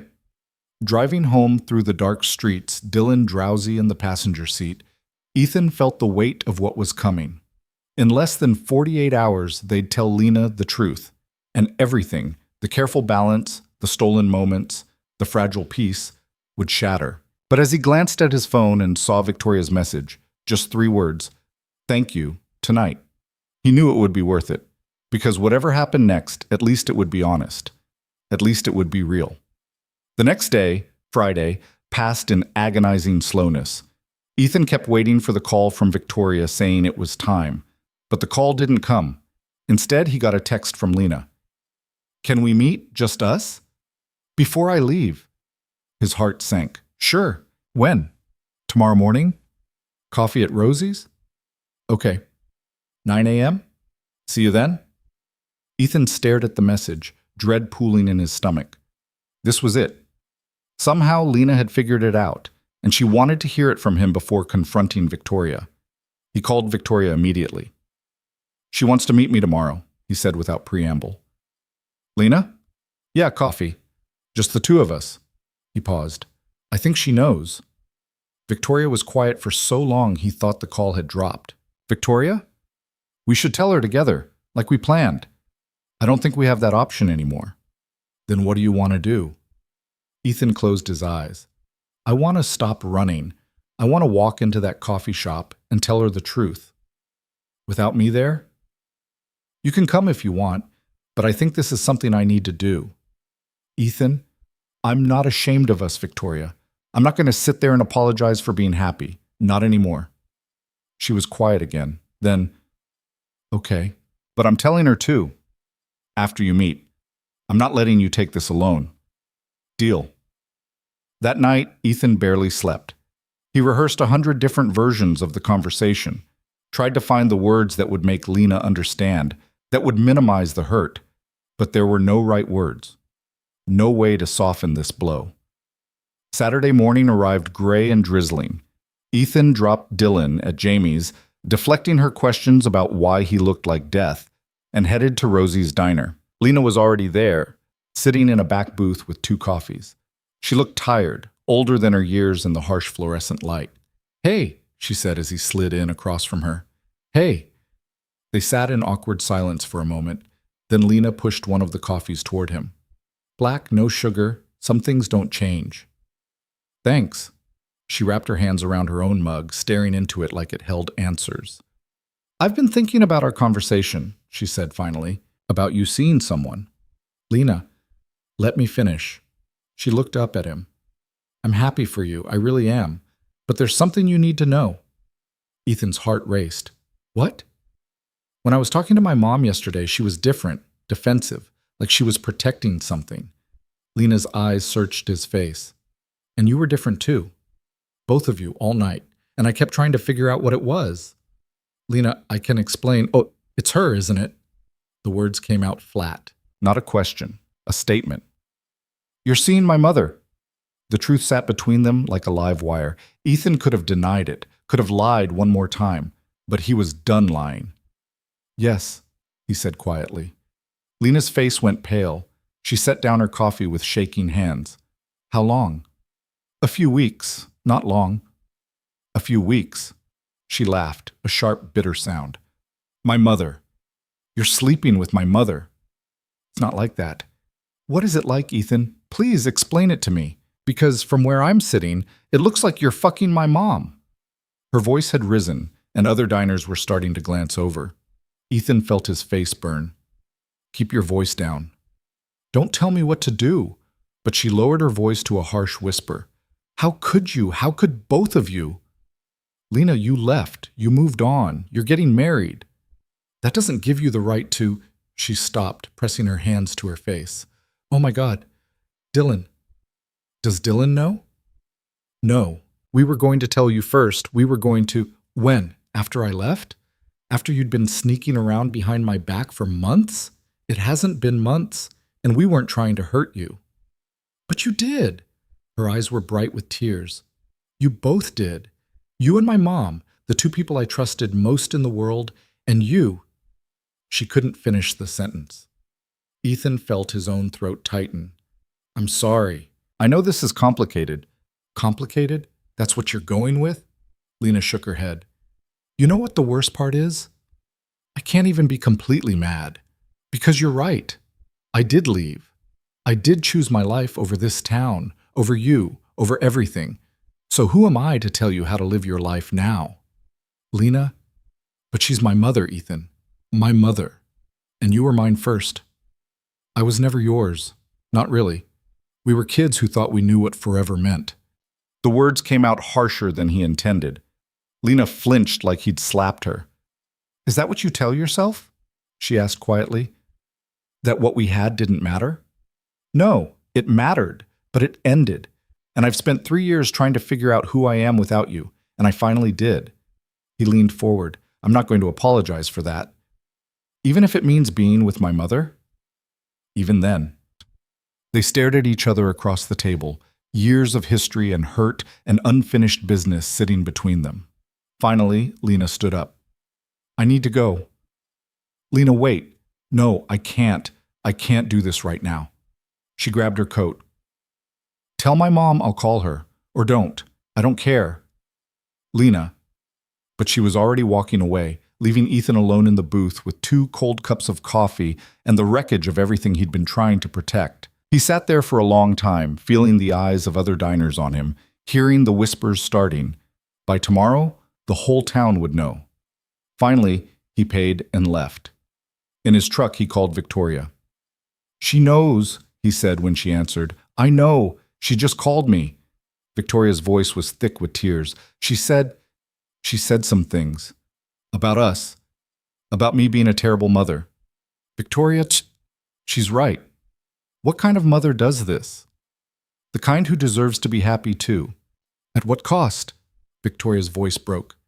Ethan, she hates me. My daughter hates me. She's hurt. She'll come around. Will she? Because right now it doesn't feel like she ever will. Ethan closed his eyes, leaning his head back against the seat. Do you regret it? Us? The question hung in the silence, then quietly, no. But maybe I should. The words hung in the air between them, heavy and final. Ethan gripped the phone tighter, staring through his windshield at nothing. Don't say that, he said quietly. Why not? Maybe regret would be easier than this. Victoria, listen to me. I can't do this right now, Ethan. I need to think. The line went dead. Ethan sat in the parking lot of Rosie's diner, rain streaking down the windshield, and felt the foundation of everything he'd been building crack wide open. He'd known this would be hard, known that telling Lena would hurt her, but he hadn't anticipated the guilt that came with actually doing it. The way her face had crumpled, the way Victoria's voice had broken over the phone. He'd hurt people he cared about. And for what? For a few weeks of feeling alive again? For stolen moments and secret touches that were now exposed to the harsh light of judgment? His phone buzzed. Jamie, Dylan's asking when you're picking him up. Everything okay? No, nothing was okay. But he couldn't tell his sister that. Couldn't explain that he'd just blown up his life and possibly Victoria's too. Be there in 20. He drove to Jamie's house on autopilot, his mind replaying the conversation with Lena over and over, the hurt in her eyes, the betrayal. He'd expected anger, but the quiet devastation had been worse. When he arrived, Dylan came running out, backpack bouncing. Dad, Aunt Jamie said we can get pizza for dinner. Sure, bud. Yeet. Jamie appeared in the doorway, took one look at Ethan's face, and her expression shifted from casual to concerned. Dylan, go wait in the truck, she said. I need to talk to your dad for a second. Once Dylan was out of earshot, Jamie crossed her arms. What happened? Nothing. Ethan, I've known you your whole life. Don't bullshit me. He almost laughed. Almost. I screwed up, Jamie. Bad. How bad? Bad enough that Lena's probably never speaking to me again. Jamie's eyebrows shot up. What did you do? He stopped, the words catching in his throat. But he was tired of lying. So tired. I've been seeing someone. Victoria. Victoria who... Recognition dawned on Jamie's face. Victoria Hale? Lena's mother, Victoria? Yeah. Jamie stared at him for a long moment. Then she started laughing. Not cruel laughter, but the kind that came from pure shock. Holy shit, Ethan. I know. Lena's mom. You're sleeping with Lena's mom. Can you not say it like that? How else should I say it?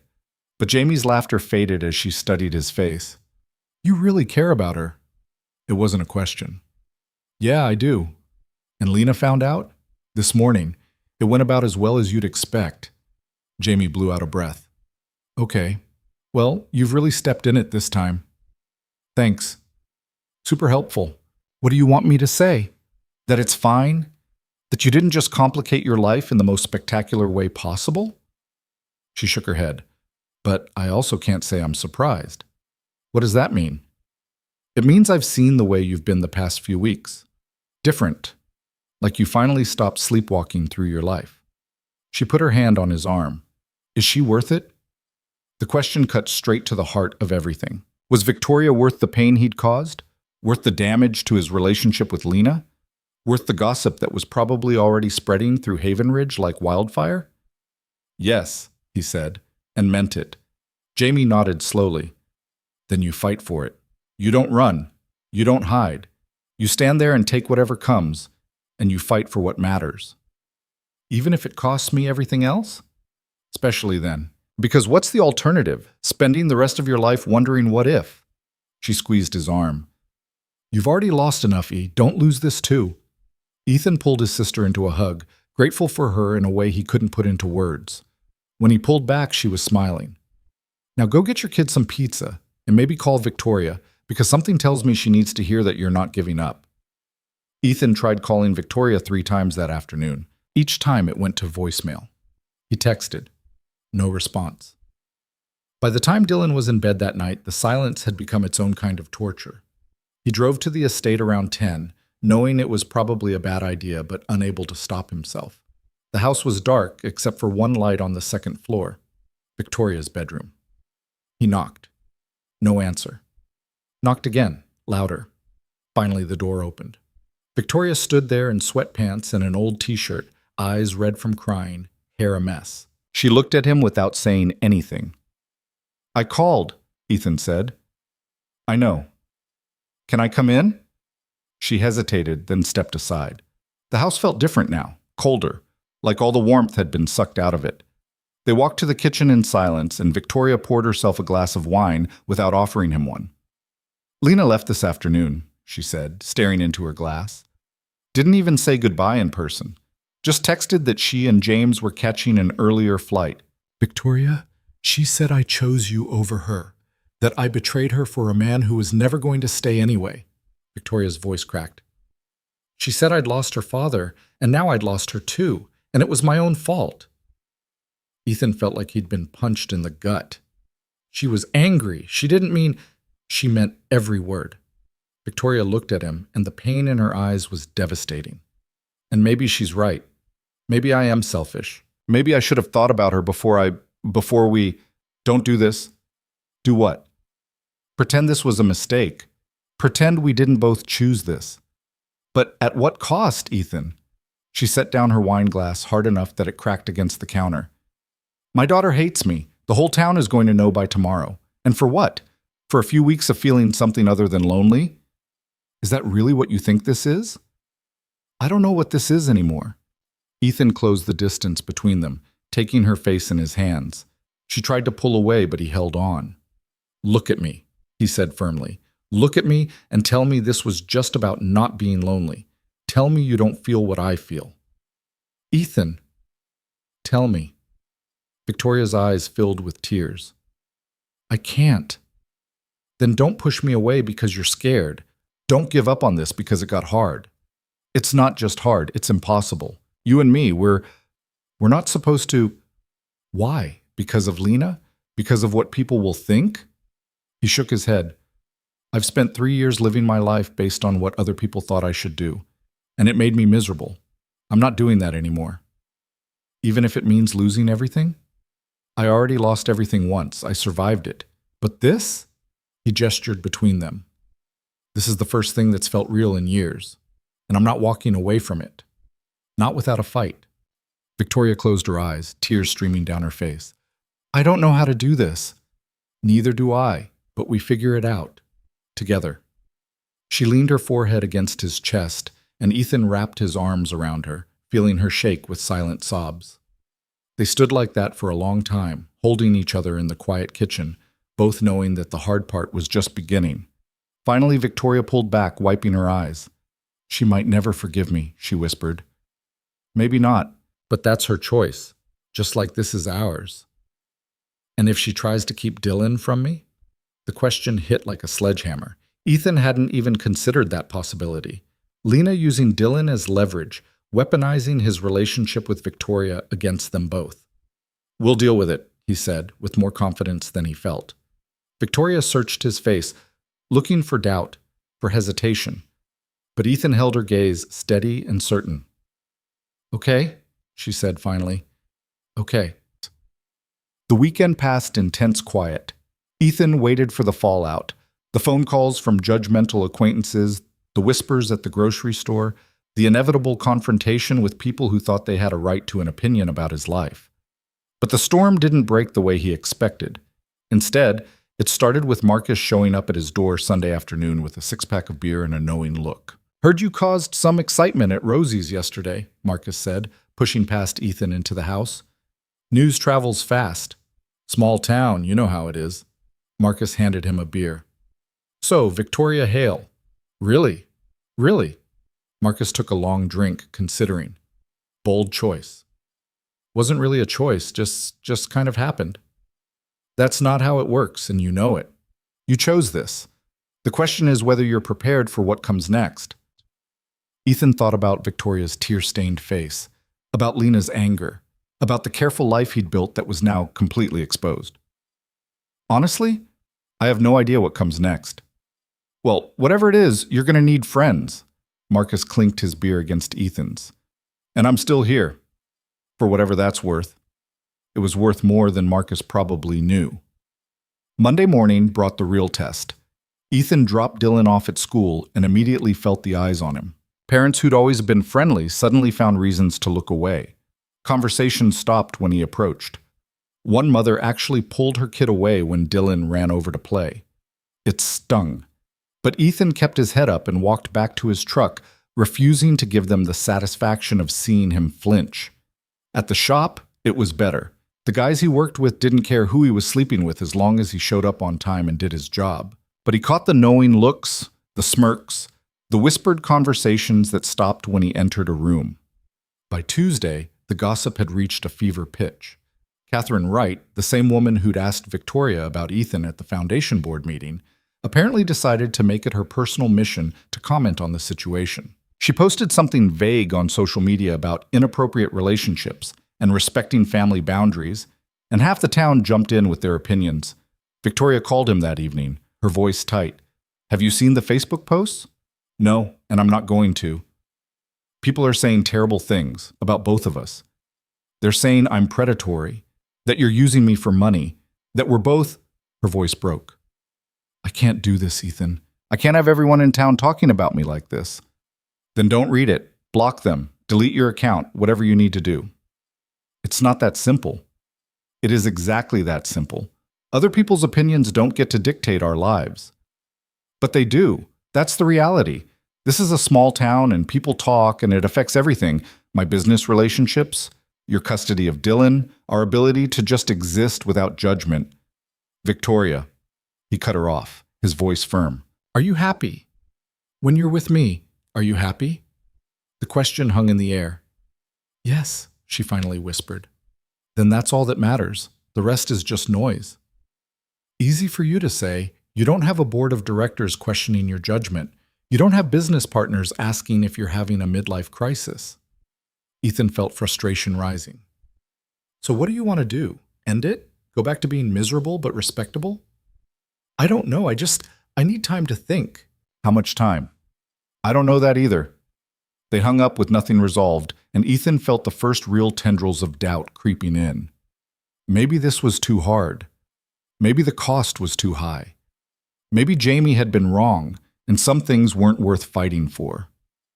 But then he thought about Victoria's laugh, the way she looked at him like he mattered, the quiet mornings in her kitchen, and the way his life had finally started to feel like it belonged to him instead of being something he was just enduring. No, he wasn't giving up. Not yet. Wednesday afternoon, Ethan was under a car when his phone rang. Unknown number. "Hello? Mr. Cole? This is Patricia Martinez from Haven Ridge Elementary." His heart dropped. "Is Dylan okay?" "He's fine. But there was an incident today at school. One of the other parents complained about you being around the children. They said something about inappropriate behavior and questioned whether you should be allowed at school events." Ethan felt rage flood through him. hot and immediate. Are you serious? I'm required to inform you when complaints are made. For the record, I think the complaint is baseless and rooted in gossip rather than any legitimate concern. But I wanted you to hear it from me first. Who made the complaint? I can't share that information. But Ethan already knew. Catherine Wright, who'd been stirring up trouble since this whole thing started. What happens now? He asked, trying to keep his voice level. Nothing. The complaint has been noted and dismissed. But Mr. Cole, I'd recommend keeping a low profile for a while. Let things settle down. After he hung up, Ethan sat in his truck and called Victoria. She answered on the first ring. Someone tried to get me banned from Dylan's school, he said without preamble. What? He explained the call. Victoria was silent for a long moment. This is my fault, she said finally. If I hadn't, stop. This isn't your fault. This is people being small-minded and cruel. But they're targeting you because of me. Your relationship with Dylan is being affected because some people have nothing better to do than judge other people's lives. Ethan took a breath. Victoria, I need to know if you're in this. Really in this. Because if you are, we face this together. But if you're not, if you're going to keep second-guessing every time things get hard, then maybe we need to end it now. The ultimatum hung between them. Ethan hadn't meant to force her hand, but he was tired of living in limbo, tired of wondering if she was going to walk away the next time someone said something cruel. That's not fair, Victoria said quietly. Life's not fair, but we still have to make choices. She was silent for so long he thought she'd hung up. Then, I'm scared. I know. Not just of what people think. I'm scared of losing Lena forever. I'm scared of messing up your life. I'm scared that I'm being selfish and stupid and what? And I'm scared that you're going to realize I'm not worth all this trouble. The vulnerability in her voice broke something open in Ethan's chest. Come here, he said. What? Come to my house, right now. We need to stop having this conversation over the phone. Ethan, please. 20 minutes later, Victoria pulled into his driveway.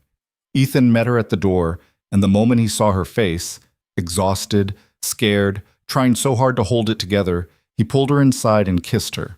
Not gentle, not careful, but desperate and honest, and full of everything he couldn't put into words. When they finally broke apart, both breathing hard, Victoria's eyes were bright with tears. I'm in, she whispered. I'm scared out of my mind, but I'm in. You're sure? No, but I'm choosing it anyway. Ethan pulled her close, and she buried her face in his chest. They stood in his living room, cluttered with Dylan's toys, smelling faintly of the burnt dinner he'd attempted last night, so different from her pristine estate. And for the first time in days, something settled. We're going to get through this, he said into her hair. How do you know? Because we're not running anymore. We're standing still and dealing with it. He pulled back to look at her. And because I love you. The words were out before he could stop them. Victoria's eyes went wide. You... What? I love you. I should have said it weeks ago, but I was scared too. Scared of what it meant, but I'm done being scared. He cupped her face in his hands. I love you, Victoria. Not because you're safe or convenient or any other bullshit reason. I love you because you make me want to be honest. Because you see me, really see me, and you're still here. Because my life makes sense when you're in it. Tears spilled down Victoria's cheeks. I love you too. I've been trying not to because it felt wrong or complicated but you do. Yes, I do. They kissed again, softer this time, full of relief and promise and the kind of certainty that only came from choosing something despite all the reasons not to. That night they talked for hours. About Lena, about Dylan, about what came next. They made plans, real plans. Victoria would reach out to Lena, try to start rebuilding that bridge even if it took years. Ethan would talk to Dylan, explain things in an age-appropriate way before someone else did. They'd stop hiding, stop apologizing for being together. And they'd let the rest of the world think whatever it wanted. The next few weeks were brutal. The gossip didn't die down so much as evolve into background noise. Some people stopped speaking to them. Others surprised them with support. Marcus and his wife had them over for dinner. Jamie became Victoria's unlikely ally, defending her to anyone who dared criticize within earshot. Dylan handled it better than expected. When Ethan finally sat him down and explained, carefully, simply, that he and Grandma Victoria had become more than friends, Dylan's main concern was whether this meant he'd get to spend more time at her house. "Because she has better snacks than we do," he said seriously. Ethan had to laugh. Lena was harder. She didn't respond to Victoria's calls or emails for 3 weeks. Then finally, a text. "I need time. Don't contact me. I'll reach out when I'm ready." It wasn't forgiveness, but it wasn't permanent estrangement either. Victoria cried when she got it, but they were different tears. Hopeful tears. She didn't say never, Victoria kept repeating. She said when. That's something. By mid-December, things had settled into a new normal. Ethan spent most nights at Victoria's estate, Dylan with them on weekends. They went to Dylan's soccer games together, weathering the stares and whispers with their heads held high. They had dinner at Marcus and Linda's. They drove into the city for a weekend, just the two of them, and walked around like normal people without the weight of judgment. And slowly, painfully, Ethan felt the pieces of his life rearranging into something that actually fit. Christmas Eve, they decorated Victoria's house together, Dylan hanging ornaments while singing off-key carols, Victoria laughing at Ethan's terrible attempts at stringing lights, all of them covered in tinsel and cookie crumbs by the time they finished. Later, after Dylan was asleep upstairs in the guest room with the sage green walls, Ethan and Victoria sat by the fire with glasses of wine. "I'm selling the business," Victoria said quietly. Ethan looked at her in surprise. "What?" "The Hale companies, the whole empire my father built. I'm selling it." She turned to face him. "I don't want to spend my life managing other people's dreams. I want to figure out what mine are." "Victoria, you don't have to." "I know, but I want to. I've been thinking about it since Thanksgiving, since Lena said I needed to build my own life." She smiled. "Turns out she was right." "What will you do?" "I don't know yet. Maybe travel. Maybe start something small, something that actually matters to me. Maybe just exist for a while without a plan." She took his hand. "But whatever I do, I want to do it without carrying the weight of everyone else's expectations." Ethan squeezed her hand. "Sounds perfect." They sat in comfortable silence, watching the fire, listening to the old house settle around them.